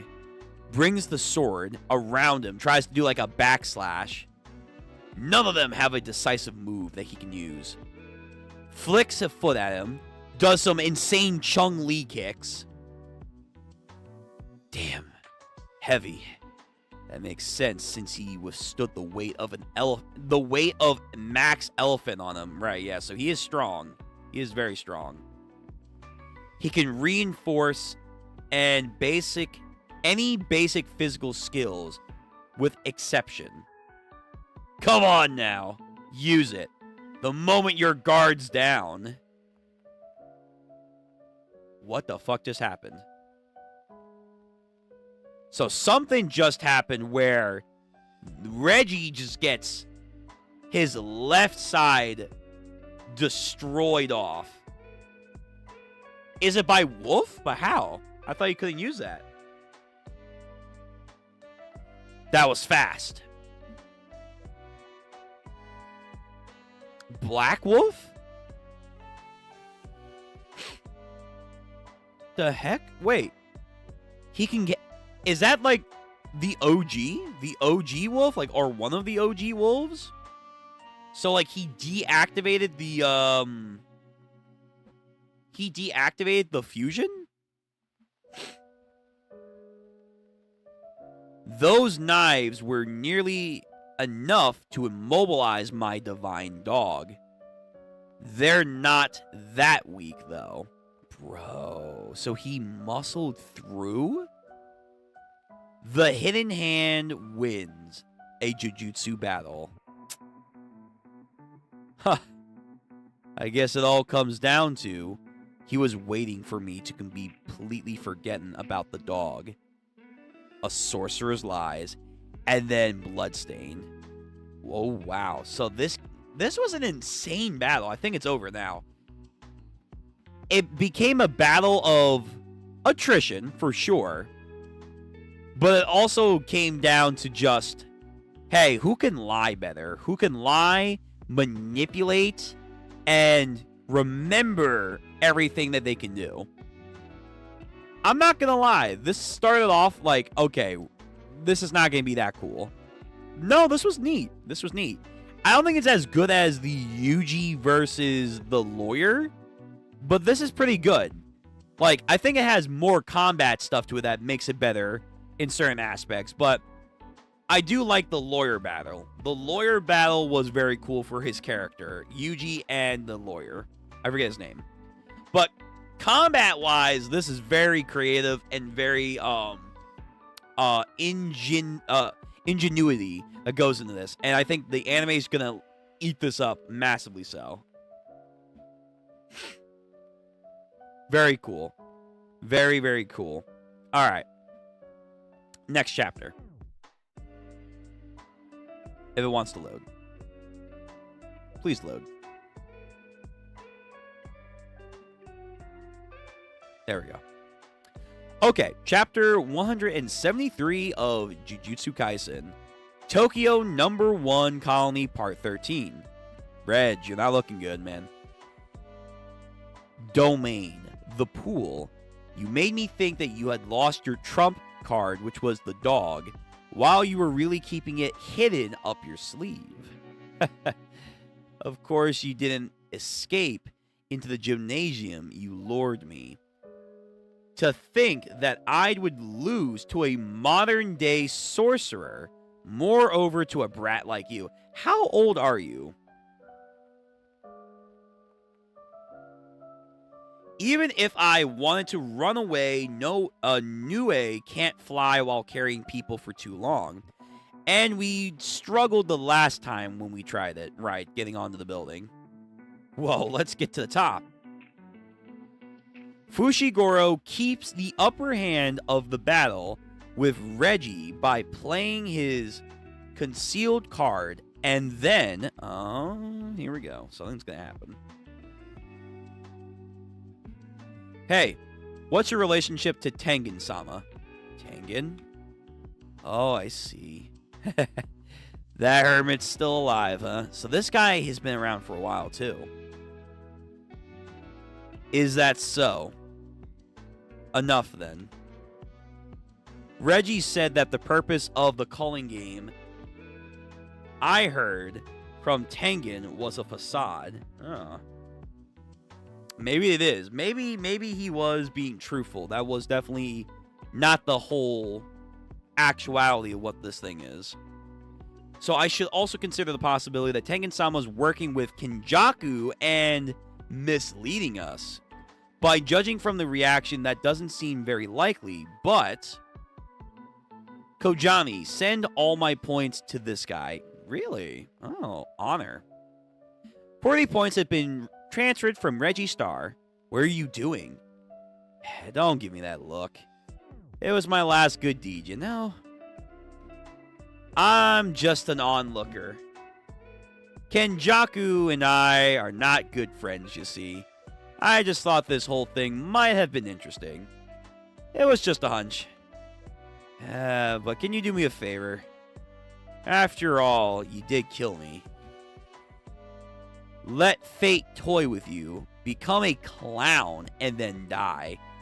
Brother, what? Become a clown and then die. I hope that doesn't happen.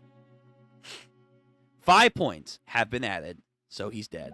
So, he was one... I guess I must have overlooked this. He's one of the sorcerers from the bygone age. He's one of the sorcerers that he's been, like, collecting Kenjaku and then just unleashed.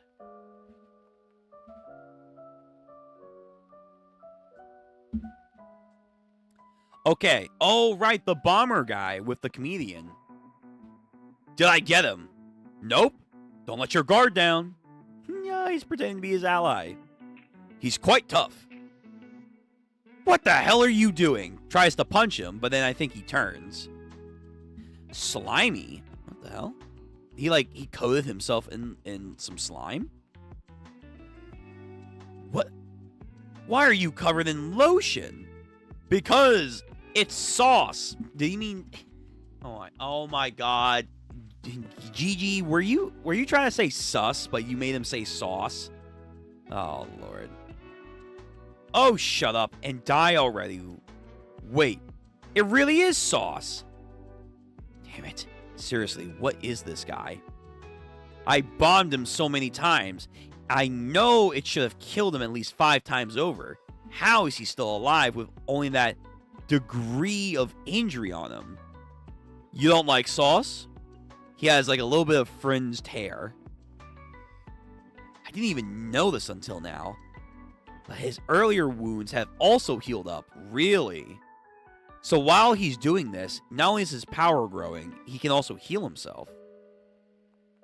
There's no sign of him using reverse curse technique like me. I don't get it. Hanazaki Sama. What is it? Reggie Sama has died.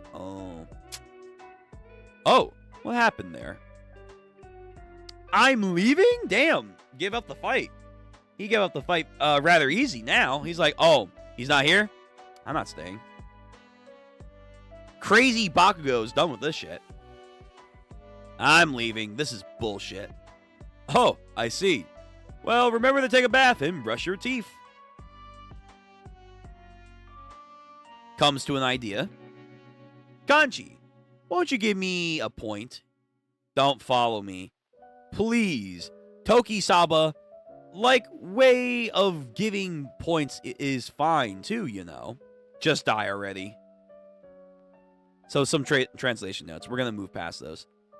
Takibana, the comedian, allows him to manifest situations he imagined to be funny into reality.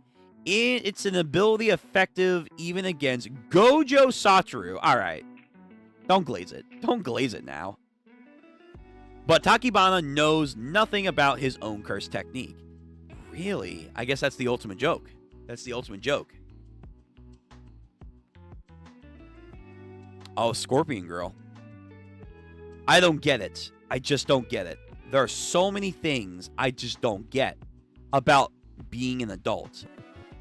I've heard that men are like wolves, but the only one who can solve these problems I don't get is Wolf-san. Wolf-san takes care of everything, so Remy doesn't have to think about anything. And this is because Remy is just cute. Sure. So she was living it up with some dude. but there are bills maybe stacking up. Wolf-san is always... Yo, speaking of wolf, the big bad wolf is coming to get you, girl. The furry is here. Always. That's no good, Megumin. Good? Ooh. Okay. So, someone approaches. Shut up, damn sister. Oh, whoa. His sister? Oh, is she here? Oh, the fucking angel. The angel, the angel, the angel that can nullify any curse technique. Oh, fuck. Okay. Fuck. Oh, man. All right. All right, Megumin. So he was about to finish her off. But then the angel comes in and says, negated. Negated.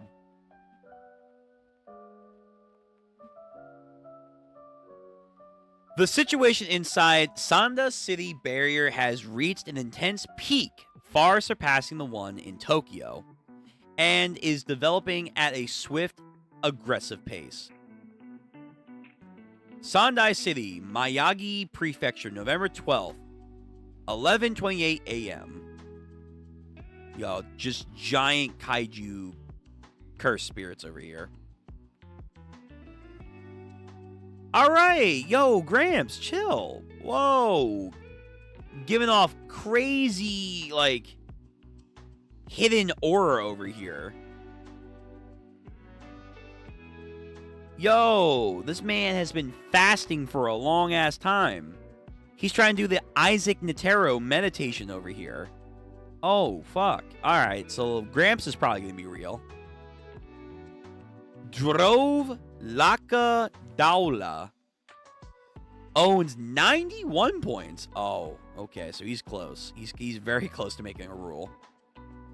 Second Incarnation, an old man who achieves sole control of the archipelago during the Civil War of Wa. Is this some real shit? I have no idea what the hell this is about. He has two types of self-sufficient Shikigami and can use them to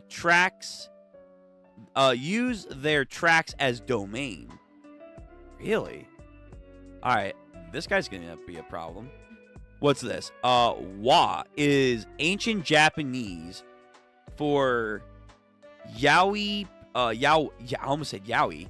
Yaoya period. So this guy, the Yaoya period, is that pre-Han? Wait. I better be careful, because I might accidentally type in Yaoi. Yaoya period. Japan. This was 300 BCE to 250 CE. Yaoya period versus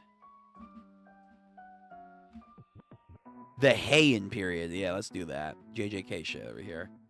The Nara and the Heian periods of Japan, both built upon Chinese culture, are influenced.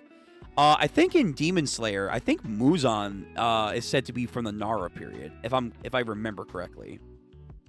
But the Nara period, 710 to 795, was characterized by the direct appointment of Chinese systems and establishments of the capital of Nara, Haegyokyo, while the Heian period, 794 to 1185, marked a swift towards a unique, distinctly more Japanese culture, including the development of native scriptures, literatures, and art, and the capital moving to Kyoto.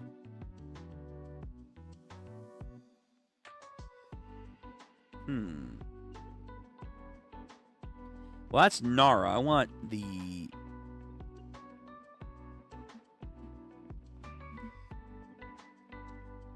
The Yao period was an era of agricultural development, introduction of metalworking, and emergence of social hierarchy in Japan, bringing the foundational changes from continental migration. In contrast, Heian period was later classical, marked by flourishing of refined Japanese culture, the dominance of Buddhism, and the establishment of an imperial capital within Kyoto.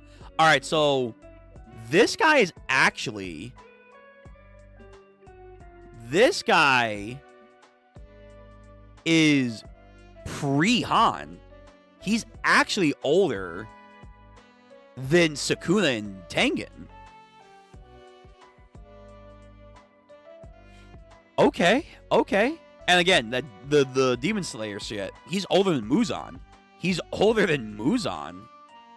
So this ancient Sifu, he's old as fuck.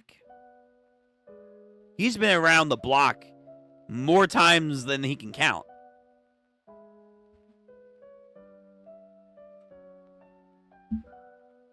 So during the Heian period, he probably would have been like considered an old ancient cursed spirit. Now he's like super ancient. Now he's like really, really ancient. All right, let's see what this guy can do. Now I'm really curious.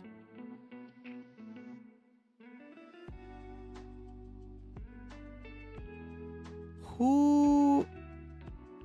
Okay. So these are a bunch of cursed sorcerers / cursed spirits now that Kenjaku has made deals with and has collected and now released onto the public from different periods. Honestly, the people from different time periods seem to be very good than like the people of the modern day.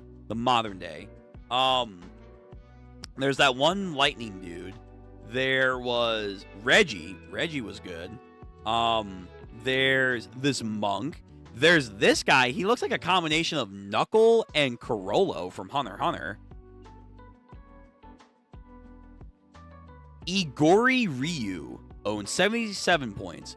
Boasts the highest cursed energy output among the players. Can shoot cursed energy like a cannon. All right, we're getting a whole info dump on these characters. Uru Takuno owns 70 points. Former captain of the Jitsu Shenten, the Shenton unit, who reports directly to the assassination team of the Fujiwara clan. Her curse technique allows her to manipulate the sky itself. Oh my god. Oh god. Okay. Alright, so whatever the hell's going on in Sandai's getting out of hand. Yeah, Tokyo, like, we've been having a little bit of an issue, but these guys, Gramps, Pompadour dude, and I am one with the heavens over here. These guys are probably going to make Reggie look like a joke. Let's see. The Fujiwara were a very important clan in the Heian period, known to be a rival to the Sugiwara clan, who Yuta is a descendant of. Oh, and Gojo, I would imagine. Oh no, Yuta is like a branch family member. He's like a branch family member. He's not a true Satoru. He's not. Technically, it's Gojo. The clan would be the Gojo clan because the Japanese names. So he's not a true Gojo clan member. He's like a distant relative. So he's actually probably more related to this girl then. He's more related to this girl.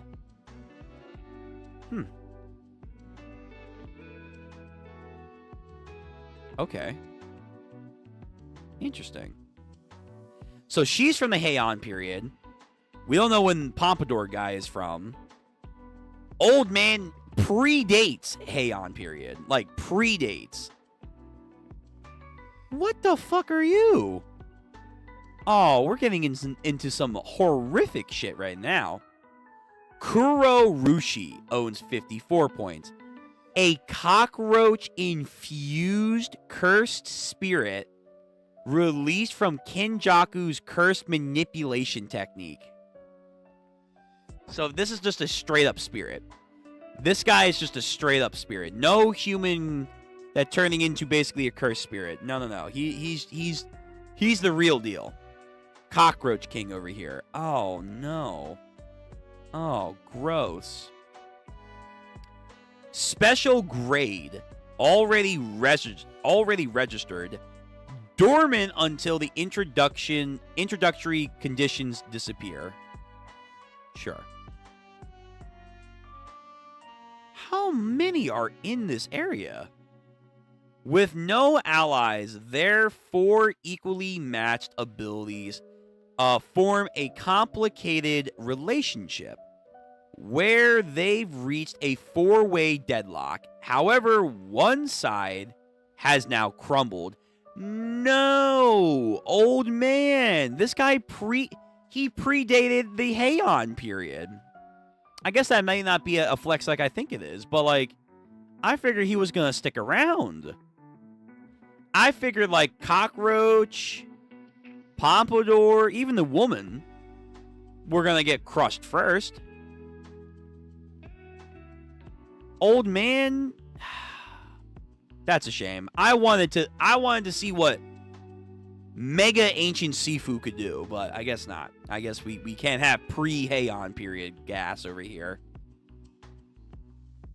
Oh, but speaking of gas, seeing how he was mentioned, Yuta. Here comes Yuta. So Yuta, it looks like he easily dispatched this guy pre-Heian. Okatsu Yuta owns 35 points. After the night parade of 100 demons, he regained his special grade status in 3 months. In this modern era, he is second only to Gojo Satoru. Sure. Right. So, essentially, he's back to kicking ass, if there was any doubt. He truly is a prodigy. He's second to Gojo for now. Yuji's gonna climb. He's gonna climb. And then end of the chapter. Okay. This fucking art. Alright, let's continue on. I think we're gonna do probably at least one more chapter. I don't know if we're gonna do another one, but let's see. Let's see how far we get. Chapter 174 of JJK Sandai Colony Part 1. We are transitioning over to another colony. Okay. Okatsu is in the middle of combat. Druva Shikigami has now disappeared. That big thing was his Shikigami? Oh my god. He had a kaiju. Kogane. Yes. This fucking thing, what, loves this guy? Show me the names of all the players that have gained points within the last minute. Yes, sir. Yuta. Points, 35. Rules, none. Current colony, Sandai. Okatsu, is it? And then this woman. So that's the guy who's been gaining points recently. It's not like having to see those annoying Shikigami around anymore, but the problem is Duravu didn't react even when I got so close because he had his hands full with Yuta. That makes sense. Very interesting. Kurorushi will make a move soon, so the cockroach is coming in. This sucks. Alright, Yuta. Got his goddamn katana. Time to go hunt some bugs. Okatsu-san. So we have a bunch of, I think, civilians he's trying to keep safe from here. You can come out now. Let's keep moving north until we reach the edge of the barrier, alright?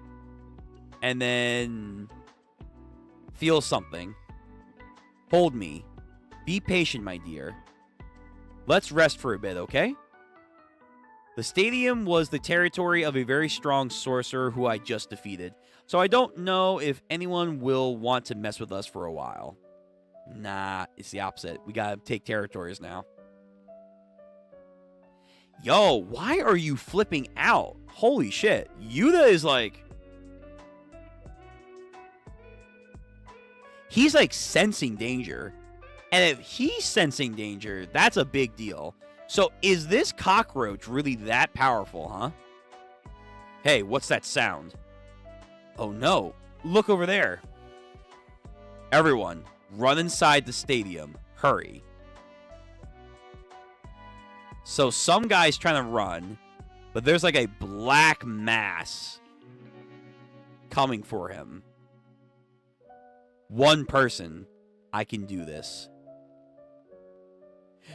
Help me! Oh no. This guy, this entity's like the mosquito girl from One Punch Man.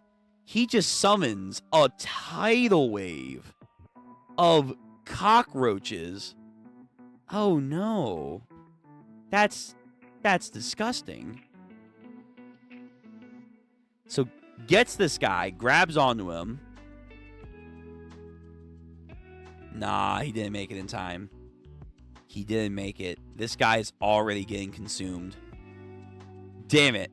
And then blood is pouring out of him. And like he's just getting, I think he's getting devoured from the inside out. Oh, that's so fucked. Yep, this is literally just One Punch Man all over again. He's down to his bones, and the cockroaches start to swarm Yuta.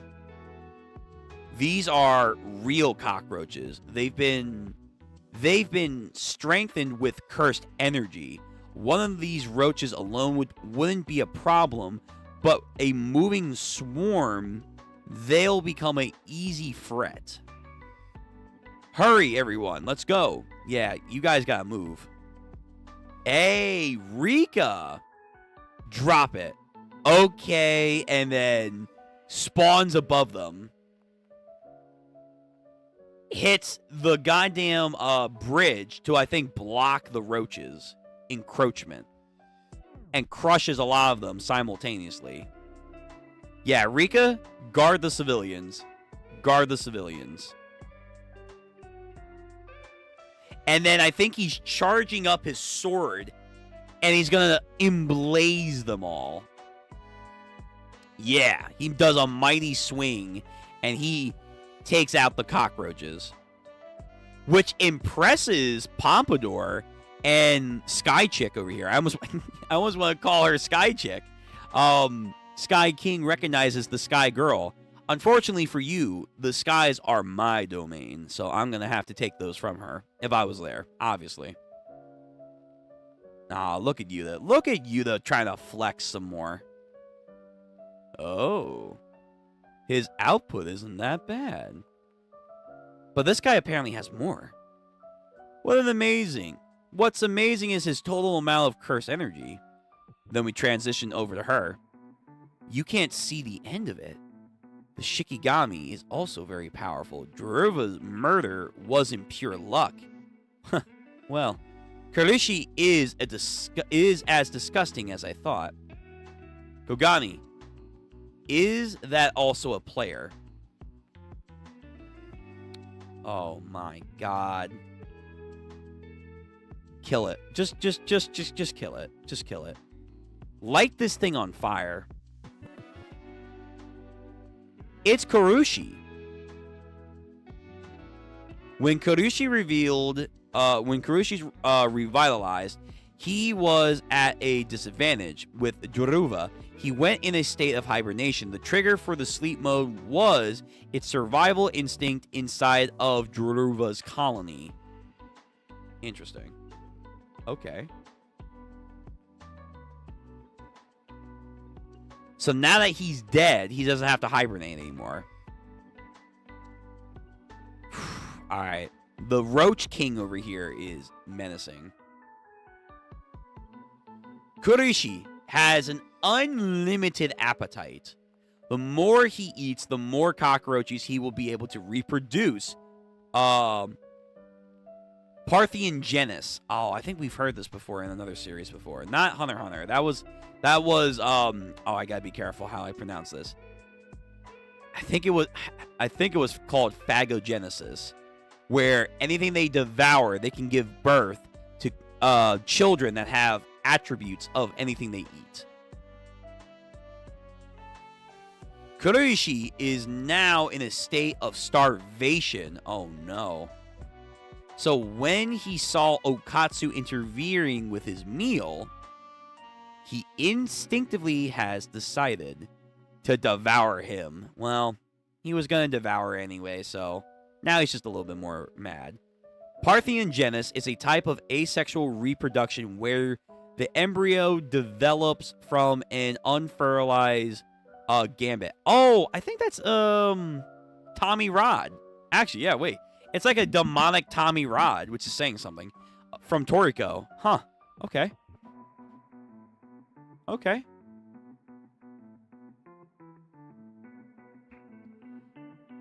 Having a finite resource, at some point someone will have to add a rule to allow players to exit and enter the colonies as they please. So there are also cursed spirits that are going to be players. We can't let players like Durva and Kurishi, who have a wide attack range that indiscriminately attacks humans, get out of the barrier. There may be similar players like this in other colonies too. Establishing linking between the colonies is indispensable. Oh, he wants a fast travel system. That's a really smart way of doing this. But I need to eliminate all the players first. Fushiguro-kun proposed 2 rules, moreover, establishing a means of linking all the colonies as an entry and exit. We need at least 4 additional rules to handle our situation as is. Everyone is exhausted after Shibuya. Neither their mind nor their body can take any more of this. Sensei. I won't let Sensei kill his best friend again. I mean, he might have to. I'll be the one to kill Kinjaku as he gets his stance ready. I alone will get those 400 points. He's unaware. This thing has a knife too? Oh. Oh, it's so gross. Fester Lifeblade. So he has like a hatchet with eyeballs on it. Great. Fester's Lifeblade, a magic sword where life and death cross path. Oh, that sounds ominous. A hideous blade. Alright, that's where the chapter ends. You know what? We'll do one more chapter. We'll do one more chapter, and then we'll call it an evening.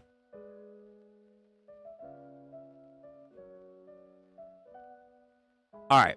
Chapter 175 of JJK will be the last chapter of the evening, so please make sure to like the stream, comment down below, hit the bell notification, that way you know when we go live for more JJK and Ichi the Witch in the future if you were here for Ichi. And, of course, subscribe to the channel. We have more cool things coming in the future, more read-throughs, more watch-alongs are going to be done, and, of course, more games shall be played, and other stuff, too, that I want to get to. So, please, stick around for all the developments we are going to be doing as a community here. Now, last chapter. Chapter 175, Sandai Colony, Part 2. The Assassin Blade Swings. So he tries to come in with his hatchet, but not quick enough. Shink. And he actually skewers his hand into a rock, too. So he can't access the sword. But now he can't access his weapon either. Goes in hand to hand, almost like goes for a neck swipe. And he flings him away. But of course, cockroach flies. But again, gets up to retaliate, recovers the sword, and is going to do some like Asta crazy slash on him. And cuts the bridge. But he blocks this time with an arm. And then I think he sends out a swarm to now envelop Yuta. I'm being watched. It would seem that there are 2 other players with high scores. He can tell that even while he's fighting this very strong opponent. All right. Again, glazing Yuta ever more. Even in this high intense battle, he's aware of his surroundings. Kurutsuki is a cursed spirit, so I can do the same thing I did to Itadori-kun by applying those positive energy of reverse technique directly into its body. I can exercise it, but I don't want these 2 to know that I can use a reverse curse technique. Yeah, that's a good thing to keep hidden. Rika is protecting everyone at the stadium. I want to defeat Kurutsuki without using a reverse curse technique or Rika. All right, this will be a good flex. This is a good challenge. Why? Why hinder me? Why kill us? I'd like to ask you the same question. I like the taste of iron. Oh, he likes it in the blood. Ugh. Referring to the metallic taste of the blood. Yeah. Okay. Blind. Meditating worm summons a pod of 2 of these worms. And they're packing. And another swarm begins to encircle him now. Drops his blade into the water and makes, I think, like a typhoon. Now these 2 sacks of bugs are coming at him. Chops them. Kurutsuki comes in with his butcher's knife for another wind-up. This time, I think he actually does crack a little bit of Yuta's blade. And as he does that, the eyeballs that were on, like, the inner part of the blade now start to glow. And I think he actually gets hit with something. I was expecting something, but... Oh, parasites. Of course. Of course this guy has parasites. He's like Zokin from Fate. Of course he has parasites. Oh, lovely. He feels it crawling up his like skin of the face and shoulders, and these bugs start to protrude from there. But again, he maintains and chops them off. Shit. Now Kurutsuki comes in again. Butcher blade. Straight to the abdomen. Yuta feels it. Other guy is like enjoying the view, watching this battle. Girl. It looks like we have a winner now. Kurutsuki triumphing over his victory. But let's see what Yuta's got. He'll just get eaten. But who, though? Who will do the eating? Yuta gets back, snaps back to reality, grabs him by the temple. And, oh my god. Oh, wow. He's pulling a goddamn, from the Phantom Troop. He's pulling an Uvogin. Ha! Like, I'm gonna eat you. Protein. And he rips off his fucking Damn. His teeth are strong enough to rip off his entire torso. Oh, Lord.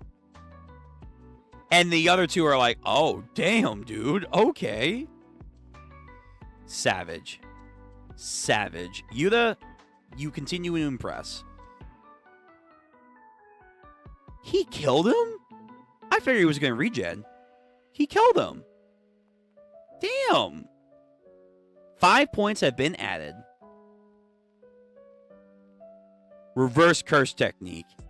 And he can also use it on others as well. Oh, they figured it out. He used his palms and his mouth since they were the closest to Kurutsuki's brain and performed a mouth-to-mouth to send positive curse energy straight into Kurutsuki's head. Even if I thought of that, I couldn't have been able to make it. Gross. I see, so you can use that. So they figured it out. They figured it out because he had no other choice. Bro. Oh, because she controls the heavens, so she can fast travel. Of course she can. Of course she can. So you can use reverse curse techniques. Yo, alright, so we're not done, Yuta. You're not done yet. Nah, you're getting started. You're getting started now. Huh? Oh, no. She's bending the space around her like gyro with like the air pressure and is being warped. Oh, no. A distorted state of war. Okatsu onward to the next battle. All right. But I did say what I wanted to say about, this being the last chapter. I think we're going to call it here. This is a good stopping point. So, Yuta's putting up good fights. But he's in a tough scenario right now. He's in a very tough scenario. But nonetheless, he continues to flex everything he has. And if it weren't for civilians and, other components that are looking and studying him, he would have definitely handled the Roach guy a lot quicker. For sure. For sure. Okay. Yo, these fights are really good. They're really good. Megumi versus Reggie. I did not perceive that this was going to be a good fight. Or a long fight. I'm wrong. It is. Also, I might have skipped over it, but he's another one of these locked up sorcerers that have been away for a while. So, just like him, though he didn't really do much, I was kind of hoping for more. Maybe the anime might give him more. Him, her, and the one lightning guy. But these guys in Yuta's colony, they're the real deal. Especially the Roach guy. Oh my god. But, fuck you. Reverse curse technique. Get fucked. Yuta, they weren't lying, man. They weren't lying. He is a prodigy. They are really gassing that he is second bar none to Gojo. But speaking of glazing, they are also trying to glaze the comedian. Where is he? It's an ability that's effective even against Gojo Satoru. His, comedic ability. But it is relying on being funny, so. Let's not get too crazy with him. But this guy and the explosion guy kind of have their parting of ways because Reggie dies. So their fight's over. Yeah, what a crazy battle. What a crazy battle. The last couple of these chapters have been nuts. I'm liking the Culling game so far. It's very good. It's very entertaining. I cannot wait to read more. But we're going to call it here. So next Sunday, we'll get into more Jujutsu Kaisen. We'll be making our way through a couple more chapters as we have done today. We are at 175, so we still got a long way. Go back to the top. TCB, please. Thank you. View all chapters. Let me see. Yeah, we are a little bit over 100 chapters from being done. A little under 100 chapters, I should say. Excuse me. So we still have a good amount of chapters still left to do. But that's all right. We're taking it nice and easy, and that's how I like it. That's how I like it. Okay. Well, if you enjoyed this, once again, please like the stream, comment, bell, subscribe, all that YouTube jargon. It goes a long way of supporting not only me, but also this community that we're growing. I'm having a great time being able to do more streams for you guys, more interesting streams, read-throughs, watch-throughs, video games. They're all being expanded. We're going to try and keep, getting new stuff and variety as we come along and grow. Slowly try and get video content out there for you guys. So we'll get some more diverse things in the future, even more so.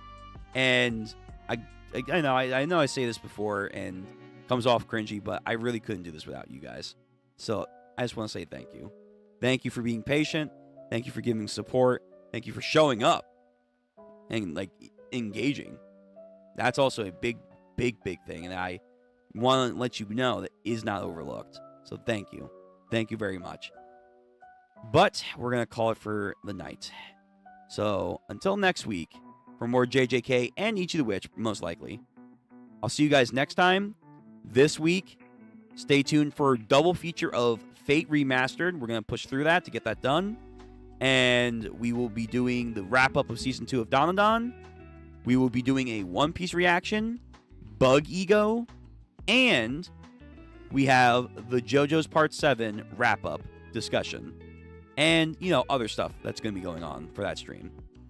So stay tuned to that. It's going to be fun. It's going to be chaotic. It's going to be interesting. But it's going to be a good week because we have all these streams set up. And I get to hang out with you guys. So, with that being said, take care, guys. We will be back once more sooner rather than later. Adios. Take care of yourselves. Make sure you hydrate. Make sure you hydrate and you're, keeping your body very fit and healthy. Yeah. I don't know what I'm saying anymore. I'm tired. Good night, guys. Have a nice one.